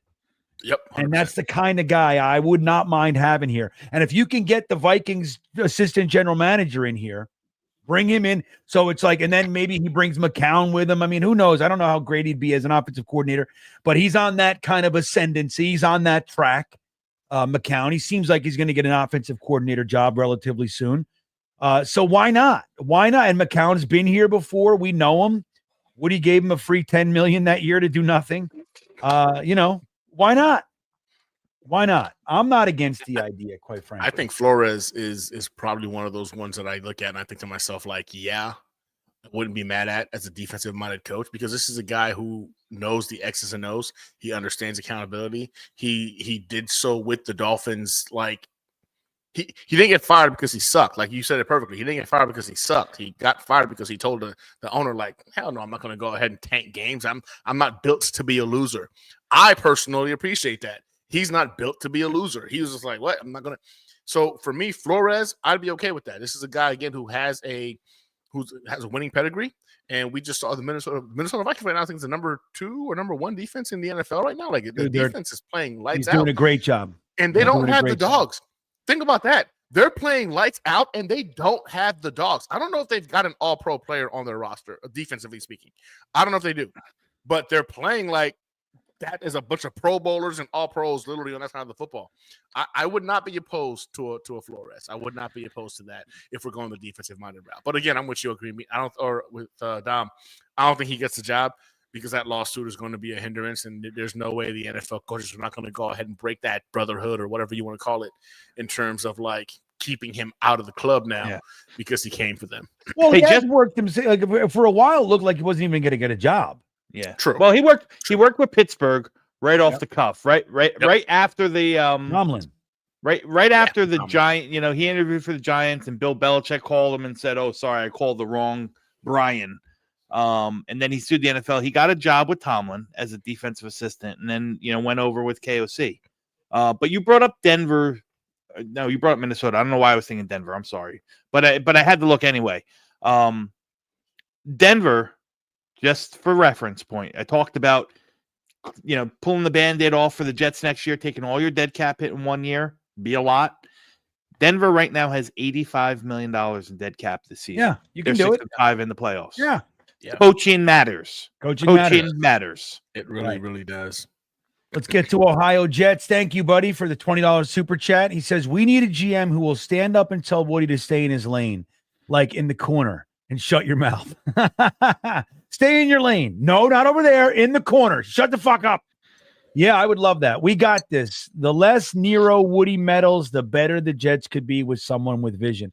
I completely agree. Now, here's the thing. There was something else that came out yesterday that I listened to that said, by and large, the first 3.5 years, Joe Douglas was it. Woody didn't mess with him. It was when things started to seem like, it wasn't working, and he needed, I need to step in and make some decisions. Now, I'm not saying it's right, but Joe Douglas was the boss for most of his time here. And so, I mean, that's at least per what I forget if I read it, if I heard it, I don't know where, I don't remember. But the truth is that Woody does need to stay out of it. Although this year when he stepped in, the Reddick thing got squashed and we got Devontae Adams in here. Now, it didn't work, but for an all-in team, if we are all in, having an all-pro defense or a Pro Bowl or defensive end sitting there and hold out and a potential trade for a Pro Bowl, all-pro level wide receiver out there, you know what I mean? It's not a time. Like, that was one of my rubs with Joe Douglas. And you guys know I supported Joe Douglas the whole time, right? Mm-hmm. But the one of the main rubs I had was I thought he was too methodical, too slow, too lax. He just seemed like you look at when Aaron Rodgers went down last year. I would have had a quarterback in here that the next 48 hours, I would have had a quarterback in here. Whether it was Flacco, whether it was Wentz, somebody, not waited 4 weeks, 5 weeks, and then got Trevor Siemian and then let him sit on the bench for fucking 5 more weeks. He came in the last 3 weeks of the season when it was a wash. So I would have tried something. So Woody stepping in now and getting that shit done. There's something to be said for that too, man. He got Reddick in. Let's stop this madness already. Let's just get it done and get Devontae Adams in here. And let's see if we can, save this season. It didn't work, but I do respect at least that he jumped in and did that because Joe Douglas was sitting on his hands for whatever reason. Maybe it was ego. Who knows what it was at that point. Well, what do you guys think? I think Ohio makes a great point, Dom. As far as somebody, you think there's anybody that can come in and just say, even in the interview, look, if I'm going to be the GM, I need to be guaranteed I'm going to be the GM. Yeah, I don't know. I don't know enough about the GM candidates and their, and their bravado or persona to really say that they're willing to stand up and make that bold statement in front of the owner. I'm sure there is, but I just don't know I don't know the guys, the GM class in depth that much. So it's hard to say. Hey, listen, it's going to be tough sledding, man. This year was really bad in many different ways. Forget about the record, but the imprint and the ripple effect that this is going to have on, the coaching cycle, the GM search, the this, the that, more or less, I know there's only 32 NFL jobs and somebody's going to fill it, but it's not going to be easy. It's not, I'll still say there's a lot of this stuff, these dropped slam style articles, that the actions of the owner during the season to a coach and a GM, although deserved, but not very well, maybe not well done, maybe not done perfectly at the perfect time, so on and so forth. That stuff's going to reverberate. This is it's a boys club. You don't think that other GMs talk to other GMs and tell their assistants that look what he's done here. You might want to wait. Just give it another year or wait for another job to open up. Something else better will come down the pike. Yeah. Dorsey. No. Yeah. I say Dorsey. I think Dorsey can come in there and say, Woody, shut up. Sit down. I'm the guy that picked Patrick Mahomes. That's it. I'm the guy that picked Patrick Mahomes when everybody else thought it was going to be Watson or whatever. I'm the guy that picked Patrick Mahomes. You haven't had a franchise quarterback on your roster in how many freaking decades? Shut up. Let me do my job. I'm going to go ahead and make this team relevant again. And Gunny, you know about the Patrick Mahomes story with the Jets, right? No, there was coaches and there was scouts and offensive coaches that were pining for Patrick Mahomes to be the pick. McCagnon chose otherwise because he had just spent second round capital the year before on the bum from Penn State, Hackenberg, and he didn't want to let that go, let that kind of blow up in his face and not give him a chance to develop, and we all know what Hackenberg did for the Jets. Yeah, never played down. Not a darn thing. So there was people in the Jets front office that were pining for Patrick Mahomes. Yeah. And McCannigan decided to do McCannigan things. Okay. Yeah. And this is why took safeties back-to-back rounds. And this is why you need Dorsey to come in there and be like, had you had me here the first time. Just kidding. No, I just think I think this makes a lot of sense from Ohio Jets fan. Whoever we bring in is going to have the intestinal fortitude to tell Woody to sit down and shut up. The fans hate you. They want you to sell the team. You've seen it on social media. You've actually made moves based off of the fan base's requests on social media. Let me do my job. You go ahead and you sit there, you be the owner and enjoy the progress and the process. But let me do my job. And again, at the end of the day, like we could bring a GM here and they make all the right moves and it not pan out, right? But ultimately, we can't keep getting to the situation like we are right now, where there's actual questions being made on like, man, was Woody's interference the reason why the Jets suck this year? Like, this is where we're at right now. We all know the 30-64 record of Joe Douglas is atrocious. We know that for a fact, right? But this report came out now. It hasn't been freaking reputed by Woody or anybody from the Jets. Like, it's out there. We're sure he's seen it. He hasn't denied it. So now we're questioning whether or not the Jets suck this much this year with this much talent because Woody interfered. Like, we're right back to that particular aspect. Woody's, shut up and sit down, man. Write the checks. Let me go ahead and be the reason why we lose or fail. If we win, you're going to be loved because you sat your ass down and you wrote the checks. You let me do my job. If we lose, it's me. It's a win-win for you because right now the Jets fan base hates you. They want you to sell the team because they think you meddle. Like, I just feel like common sense would dictate any GM comes in there like, let me be your buffer. Let me be your protector, Woody, because right now the fans hate you. They believe you're the reason y'all suck. Let me go ahead and take the helm. Let me do my job. If we win, you win. If we lose, I lose because I'm the reason why we're losing. It's a win-win for you. But again, somebody has to have the intestinal fortitude to go ahead and have that conversation with them while trying to get that job. Agreed. Now I want to show you guys something here. Let's switch gears a little bit. Now you got the Cleveland Browns playing the Steelers. Right now they're going into the half. Cleveland's up 10-7. Now we know, or 10-3. So we know that the Steelers, though, if they know how to do anything, it's just win the game. They don't need the stats. They don't need to. They just know how to come at the end of the game and win it. But let's take a look real quick at where we stand. Currently, the Jets are in the 7th position for the draft. Let me just do this real quick. Yeah. Look at that. But here's the truth of it. We are only one game out of the first pick in the draft. So if Cleveland wins tonight, let me get this off Dom's face here. Hold on. There you go, Dom. I'm sorry, buddy. It's okay. Thank you, Ohio. We're really only one game out of first. So Cleveland wins tonight. That pushes them. Now, as far as the Jets' strength of schedule is 5-11, then you got the Browns at 5. So they would still be ahead of us if I have that right. No, they wouldn't. They would the not. Opposite way? It would be not because the easier schedule. Correct. The lower the number. The lower, that's what higher. right. Yeah. I do that all the time. I flip that one all the time. So we would jump them. We would get to 6th. Just like that. Now we got to start rooting for these teams. Unless you believe the Jets are going to go on an undefeated run out of the bye using Adrian Martinez as the quarterback or some shit. Well, it's the Jacksonville is the real key here because Jacksonville, not only do we play them, but Jacksonville also plays Tennessee twice. Yeah, they got the softer schedule.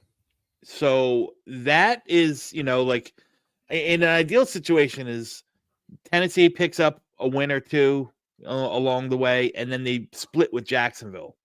And if the Jets lose out, which don't get it twisted, never say never. There's a possibility that you could, right? I don't look at the schedule at all from this point forward and say there's a game that's a lock, maybe Jacksonville.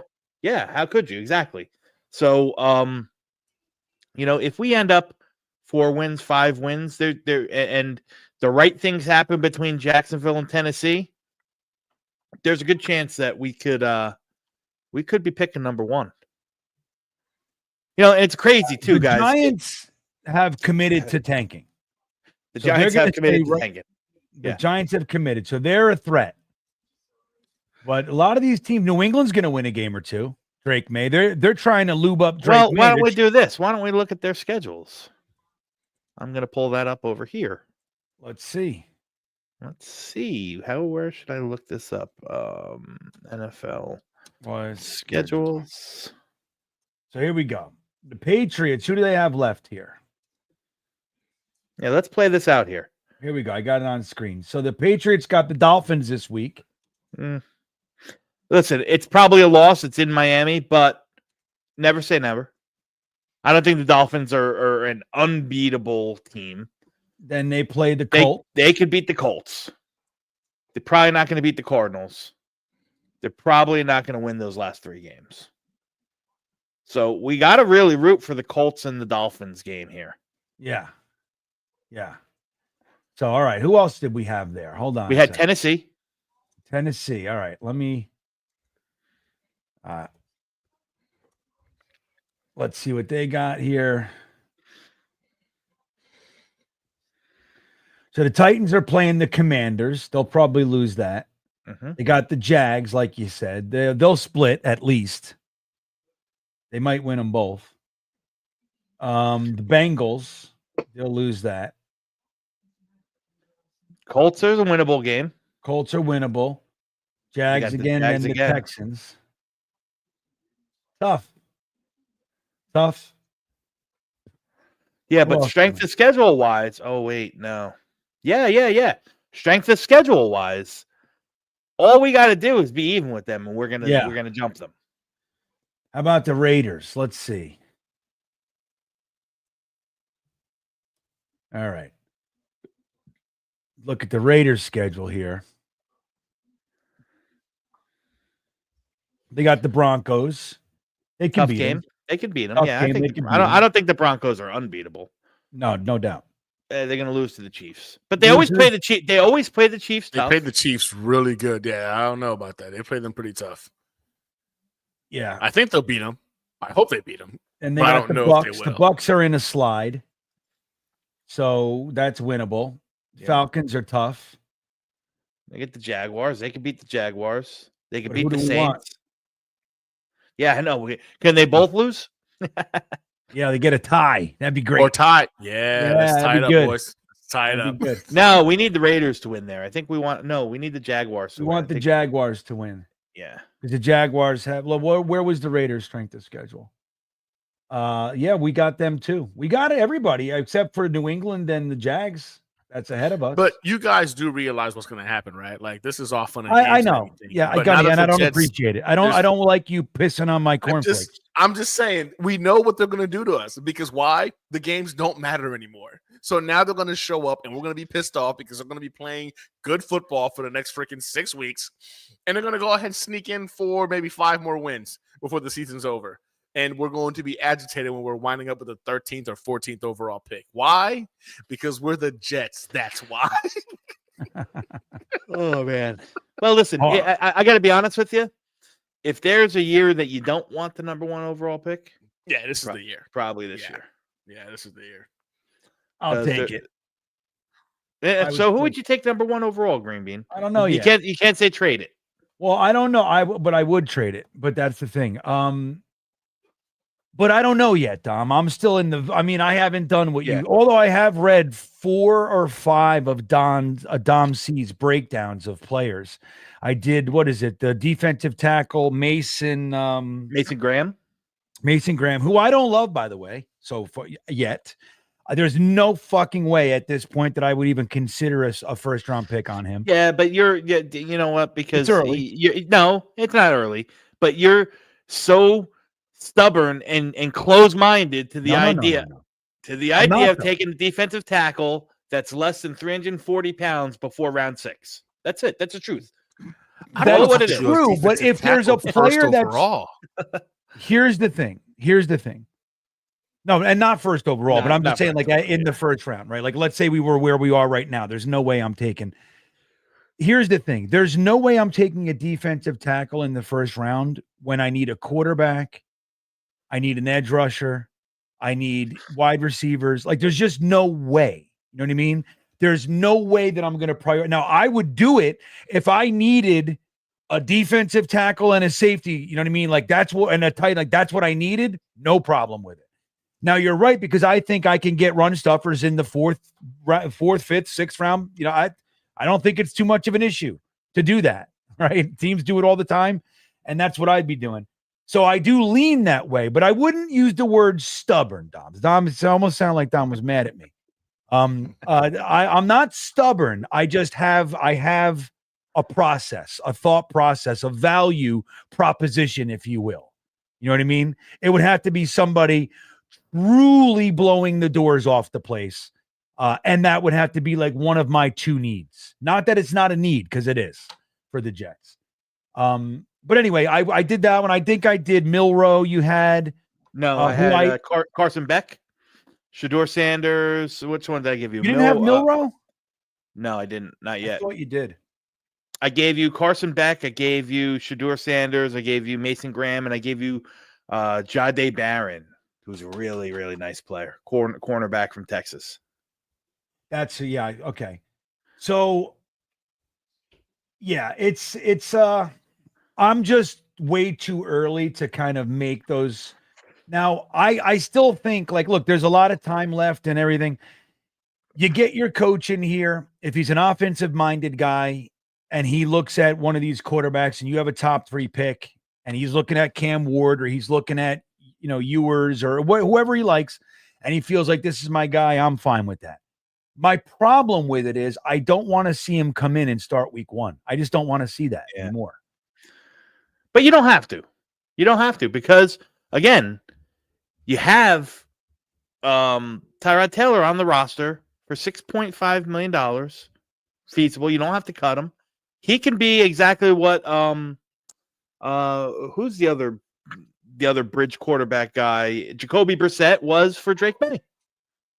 He can be exactly what Jacoby Brissett was for Drake May. It's so funny because I did that on Tuesday night. I said, you do what the Patriots did with Drake May. You get your quarterback in here and you let him sit for, what was it, 5-6 weeks or whatever it was. I didn't think it was that much. 4 or 5 weeks. Something like that.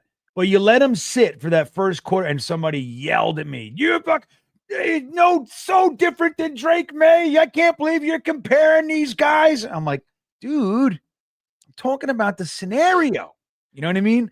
Like, but I would really love to see a Jets quarterback come in, if we do take a first round pick, and sit for a minute. Like, even if it's just the first quarter of the season, just sit. I'm well versed in this quarterback class. That is the first positional group that I started studying in the summer. And GreenBean, I sent you my draft guide. I have watched lots and lots of film on 25 of these guys. 25. And I can tell you that I don't know if I want a first-round quarterback. There's a couple guys that have a first-round grade. 2 have a first-round grade. And I'm sure there's going to be more that get drafted in the first round. Somebody's going to come up and take Milrow. That he's just got those traits that somebody's going to come up. And I love Milrow. I think he's great. I don't know if I'm spending a first-round pick on a quarterback. Yeah, but you know what? Let me say this. Every year that there's a strong quarterback class, we all get crazy about it. Usually this quarterback class seems pretty good, but it's like usually, just because it's a strong class doesn't mean that there are a bunch of great quarterbacks. Correct. Look at Zach's class. Look at Zach's class, right? Great example. Yeah. I mean, only Trevor's not floundering. I know. He's still having a hard time. He's not looking like the generational guy. It's a crazy thing with him because I've watched a few Jaguars games. And he throws laser accurate darts, and he gets more drops than I've ever seen. It's a crazy thing. Now maybe it's the way he's throwing the ball. I don't know, but their offensive coordinator is awful. There, he is awful. Press Taylor. He's Zach Taylor's brother, as a matter of fact. Look at that shit. He didn't make it. He did not. 4 inches. What are they going to do? Oh, they got him. Good. There you go, Cleveland. Oh, yes. Let's go, Brownies. So Hawk says if he was a billionaire, he'd be meddling all day. You guys would be begging him to sell the team. That's funny. I would too. If I owned the team, I'd be Jerry Jones in this shit. I wouldn't have a GM, nothing. Like, fuck off. But you guys would all be with me too. I'd have 3 boxes every week loaded with you guys. You know what I mean? I would. You got to give back to the fans. It can't all be money, man. It can't, Sodak checking in. Dom, quick thought on Jay Dart in the 2nd or 3rd round. That's your safety, isn't it? Jackson Dart. He was as a matter of fact, GreenBean. Fun fact. Jackson Dart was a safety. He's a safety converted to play quarterback. And he plays quarterback like a safety. Like he has no problem running you right the fuck over if he needs to. Yeah, listen, high-end athlete, really plus, arm strength. He's big. I think he's about 6'2.5", 220, 230 pounds. He's learning. He's relatively new to the quarterback position. Only been playing it for, not so long, maybe about 3, 4, 5 years. Mechanically, he's not there yet. And he, like I said, he plays football like safety. He's got no fear, and that sometimes is a bad thing. Like a lot of putting the ball up in tight coverage. That's kind of playing a little bit of hero ball. And again, he's played for Lane Kiffin, right? So that's just RPO. Like I don't know if he's got the full makeup yet. The talent is there, the traits are there, but I don't know if he knows how to play the position yet.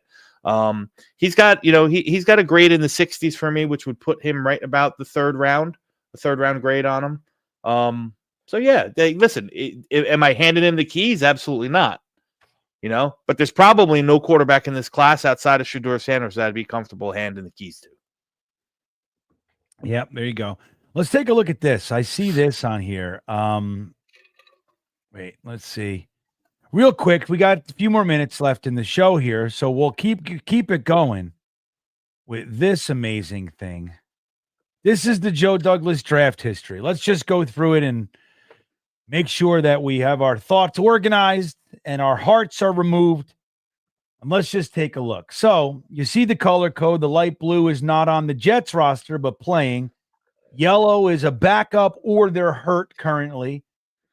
Pink is not on an active NFL roster, so those are complete wastes. And then the green we got started. So his first year, Becton, he's currently on the Eagles, as you know, starting guard. He turns out he is not a left tackle. He is a right guard. I am a right guard. But look at that. Mimsy, Zuniga, James Morgan, LaMichael Pirine, Cameron Clark. Cameron Clark is in the coaching ranks already. Bryce Hall had a terrible injury this year. Poor kid. Cameron Clark had a terrible injury. I mean, let's call it what it is. Yeah, I know he's gonna be knocked as a miss in Joe Douglas, but like there was talent there. There was foresight in that selection. Oh yeah, tackle turned guard. Yeah. Tackle turned guard. Smaller school. This looks worse than I thought it was, if I'm being honest. How the when fuck you break is it down Jonathan like this, Marshall out of the league already? I love that's that what guy. I'm saying. Yeah. That's what happens when you bet on Raz scores only. You know what I mean? You got to get football that's the crazy players. part. You thought the Rascar components you thought to yourself would give you an edge if you had coaches who could coach them up, and that's the problem. Right. We didn't have the coaches that could coach these guys up, and I think Marshall was a victim of that. I think Clark was a victim of that. You just didn't have the coaches, man, that can go ahead and make these guys tap into their skill set. You're seeing Kuntz right now as another victim. How are you a 6'7" freaking tight end that can run freaking 4.5? And we can't use you. We can't figure out how to teach you how to play your position. Well, you know what? In fairness, Zach Kuntz is the tight end who might have the worst hands and spatial awareness that I've ever seen. But that's why you don't take it. That's why you don't even use a seventh on him. Like like Gunny said, if you feel like you have coaches, like, all right, well, he's got an issue. It's a late round pick. He's got everything I want in the position. I can work with him. But we don't have that. It's a 7th round pick. I mean, is there any difference between a 7th round pick and an undrafted free agent for better or for worse? No. As a matter of fact, the 7th round pick probably gets screwed because they get less bonus money than these undrafted free agents. They do. They don't get really choice of where they're going to go. That's right. Look at this. So then you got 21, Zach Wilson.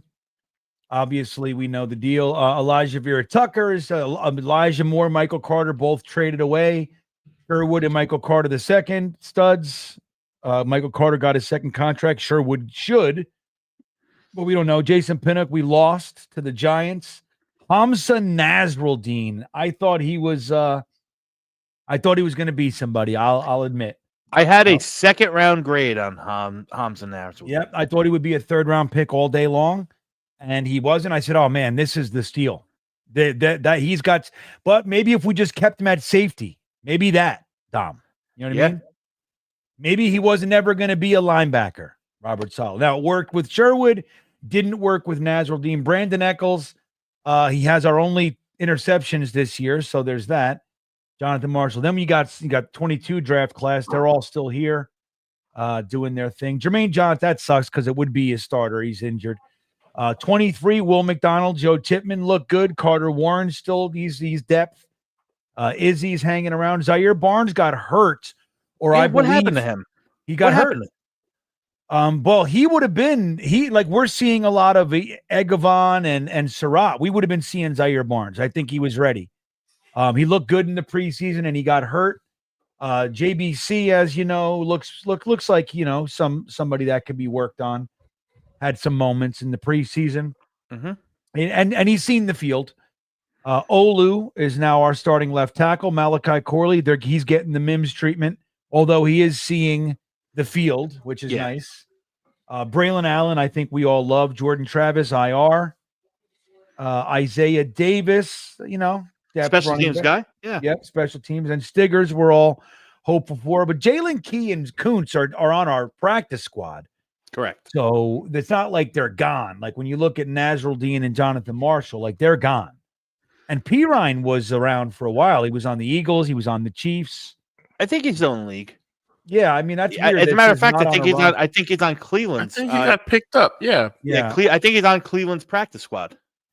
I have to think so. Let me see where he is.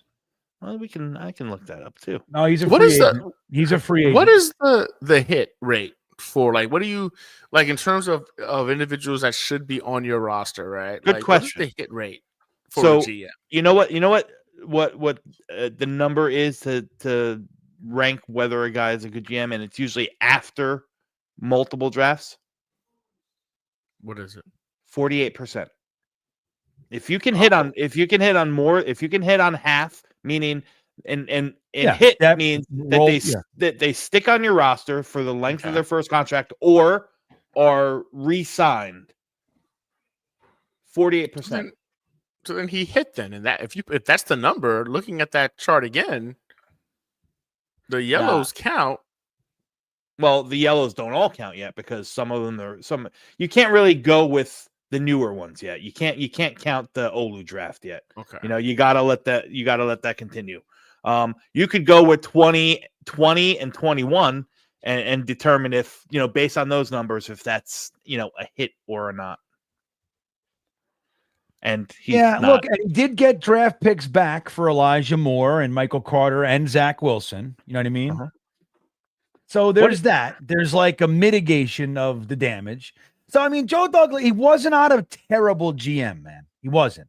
Clearly, he knows how to do it. It didn't work.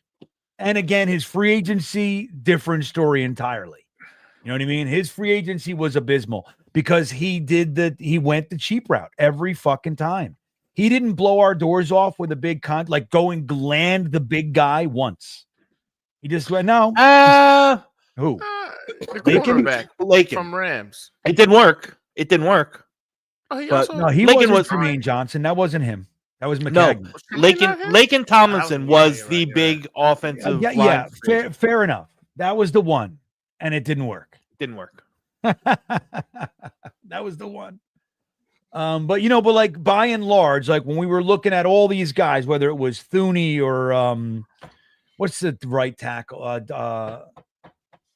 He went to the Browns, I believe. Jack Conklin.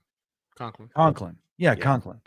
Like he could have had him. You just got to pay him. You know what I mean? Yep. And he didn't want to. And so there was lots of that kind of stuff. Like instead that we lost out on Jack Conklin, and then we went and got George Fant for $50. You know what I mean? Like that kind of stuff. And you look back, Pierre Desir and just so many, Jordan Whitehead, they just. Pierre Desir was before. No, that was him. No, I believe that was him. No, it wasn't. That was Joe Douglas. That was Joe. Remember when he was doing the first couple of years too? He traded for Desir, I believe. No, he signed Pierre Desir as a free agent. and he traded for Nate Hairston. Oh, okay. You're right. He traded for, remember 2 years in a row, he traded for Colts cornerbacks, defensive backs. The other guy was Quincy Wilson. He traded for Quincy Wilson, and he traded for Nate Hairston, like 6th round picks. You know what I mean? The end of the draft. But anyway, that's what you got. That's Joe Douglas's tenure. And the guys that did hit for Joe Douglas, Sheldon Rankins, Quentin Jefferson, he 1 year and then like, okay, we're gonna replace you, and and then this year came, you thought Javon Kinlaw was going to be the next guy in line, and it hasn't worked out that way. Now, is it all Javon Kinlaw's fault? No, I think it had to do with the team, the defense around him kind of faltered, and he wasn't the player they were hoping to really kind of step up and carry. Who's that? Who are we talking about? Kinlaw. Javon Kinlaw. So Javon Kinlaw, I wanted him. I was the defensive tackle I wanted. So, oh well. Excuse me. With that all said, that's the end of our show, everybody. I want to Junio. Junio Rudy checking in says, wait until the 26th draft and draft Raiola from Nebraska. 25 drafts should be for finding talent around our future quarterback. Yeah. Well, I'll tell you what, Dom, and to answer your question, look at the snow. Yeah. Oh, I wish we were in it. Damn it. I love snow games. Me too, dude. Oh, I get all fucking crazy town. You see all those fat son of a bitches in Cleveland wearing overalls, no shirts on right now. Well, dude, my first bunch of Jet games were like in the winter. I remember, fat guys taking their clothes off and shit, throwing dollar bills around. Like, I love that. It taps right into my childhood football loving fucking kid. I love it. Look at that. But you know what? Like I was gonna say, like Dom, like there's a lot of wisdom. I think there's a lot to be said for the idea of 4/5 of our offensive line is intact. You got the ABT injury concern thing, but we're there. Simpson's a nice piece. You got Olu, you got Tippmann, you got ABT. Right in the first round this year, just finishing your offensive line and getting yourself a good tackle. If you like one there, if you think one's worthy, going to be able to, to do the job, of course. But it's like there's a lot to be said for that idea, I think, and that would coincide with what Junio is saying here. I don't know anything about Raiola. Dominic Raiola is a phenomenal prospect. Listen, he's right. Junio Rudy is spot on that the 26th quarterback class is going to be prospect level much higher. You got Arch Manning, Raiola coming out. Isn't Raiola the freaking Patrick Mahomes clone? Yes, he is. What's his face's kid's coming out too, who's a really good quarterback in Minnesota, Anthony Beck's kid. You probably some of these guys that are in the draft that are draft eligible now are going to go back to college, like Drew Allar from Penn State. Garrett Nussmeier could go back. Hell, Jalen Milroe might go back. I think he's right here. 26 is going to be the year of the quarterback, if you will. The only problem is the idea is if you're in that top 3, the hope is that you won't be there again. Correct. You gotta, Archie Manning is the answer, guys. Well, he's already shunned the Jets once. You don't think he'll shun him again? Nah, the Manning family. Not Archie. The Manning family did that. The Manning family, yeah. He ain't coming here. It's a different time. You can't do that crap anymore. That he shunned the Jets. He didn't shun the Jets. When did he shun the Jets? He was going to come out after his junior year. Yep. He looked around what was happening. He said, I'm going to go back for my senior year after you realize that the Jets were going to have the number 1 pick because they were 1-15, and they took Keyshawn Johnson. No, you are fucking wackadoodle with your See, for all Dom C's expertise, history is my fucking department. Okay. Enlighten us, old wise one. Archie Manning's Peyton Manning's father has said Peyton Manning wanted to go to New York. He wanted to go to the biggest market. He wanted to be the number 1 pick. He asked Bill Parcells, friend to friend, if he could just say that he's going to guarantee taking Peyton Manning, that he would come out. Parcells said, I remember that. I cannot commit to that. So Parcells eluded that he might not take him. Therefore, Peyton Manning could slide down and go wherever. So Peyton Manning went back to school. That's actually what happened. And Keyshawn Johnson was the year before Parcells, 1996. We had 2 years in a row with the first pick. We were 3-13 under Kotite, had the first round pick, the first overall pick, took Keyshawn Johnson. Then in 97, instead of using the first overall pick and saying to Archie Manning, of course I'm going to take your fucking son. There's not even a question in my mind. Yeah. I'm taking your son. And we would have had Peyton Manning. So think about this, guys. I just want to real quick. This is the truth of it all. Okay. Bill Parcells, as great as it was, and he changed our franchise for the better for a decade. The truth is that it's his fault we didn't get Peyton Manning. And if he when he retired from coaching, if he would have just left, Bill Belichick would have been our head coach. He didn't want to. He said, I'm going to be president of football operations. So it's a lose-lose for Bill Belichick. If I win, it's with Bill Parcells' team. If I lose, I ruined Bill Parcells' great team. So fuck it. I'm going. You know what I mean? I got an offer on the table from the Patriots. I'm going. So we could have theoretically, conceivably had Peyton Manning with Bill Belichick for 20 years. That's what it really could have looked like. Instead, we had Testaverde and Chatty Boy and Purgatory and Herm Edwards and Terry Brad, and that's, so forth and so on. Purgatory. And again, with that first overall pick, he traded it. He slid back twice. He got a third round. The first one, he slid back and got a third, a fifth, and a seventh. That's what he got. Terrible. And he passed on Orlando Pace and fucking Walter Jones, both of whom are in the Hall of Fame. So I don't know, man. You know what I mean? There's a lot. Again, there's pros and cons. Maybe he was a very good chef, but there's an argument that he just shouldn't have been buying the groceries. You know what I mean? Yes. And that was his whole big thing. But anyway, with that all said, we're going to wrap this show up right now. Dom, you got anything coming up you want to let the fans? Yes, I gotta. If you're ready for the draft, come check out Project Prospect with Dom C. Lot of draft content coming out.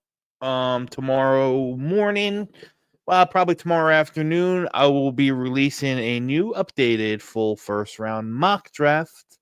Interesting pick for the Jets, I will say. That is not just a draft, not just a Jets channel, So if you're here for just Jets content, and maybe it's not your bag, but a lot of draft content coming out. Got positional group ratings and lots of lots of collabs with guys in the scouting world that I know and I've met. Getting ready. I'm all signed, sealed, and delivered and booked for Mobile at the end of January. So got that coming up. So there's no place better to be than Project Prospect with Dom C as we head into the offseason, guys. Let's call it what it is. There's no place to be like Project Prospect with Dom C. That's the place. So I'll be hanging out over there. I know I'll be arguing with Dom all offseason. And then later on we'll open up the mocks. But Dom's the guy, man. Make no mistake, there's nobody better. His link is in the description of the video. Gunny, what do you got? Yeah, so I'm in that realm as well. I'm not as in depth as freaking my boy Dom. I go over there to Dom to kind of go ahead and bounce off ideas. I'll bug him on Twitter. I'll text him all day just to kind of make sure that I'm not freaking being naive in my thought process. But yeah, I've shifted gears too. I'm right there as well in regards to trying to figure out how we fix this team, how we get there. I do have a video coming out, if not tomorrow, to be on Saturday. That kind of breaks down, where the Jets go from here in terms of where we are. It's the bye week, so there's no prediction video dropping. And then you can also catch me on Tuesday nights on the Hangar Hangout talking New York Jets football. We'll be talking about, again, head coaches, GMs on Tuesday night at the Hangar.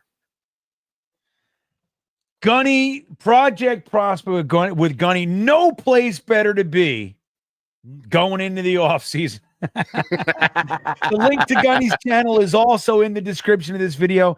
Guys, I want to remind you before we leave about the offer from BetUS. 150% bonus on your first deposit by using the promo code YouTube150. That'll also come with a 125% bonus on your next 2 deposits, all up to $2,000. Guys, it's free money. It's free money they're offering you to use America's favorite sports book. Thank you to BetUS. Thanks. What a catch. Sorry. Who was it? I have no Thanks idea. to Dom and Gunny. Thanks to all of you. Don't forget to hit the like button on your way out, and please subscribe to the channel if you haven't already. It is greatly appreciated. I love you, and we will see you next time.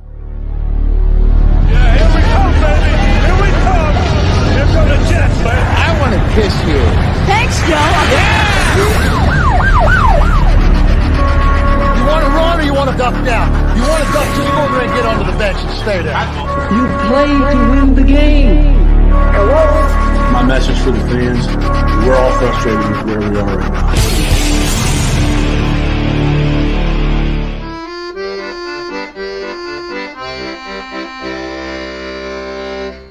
Jets, Jets, Jets.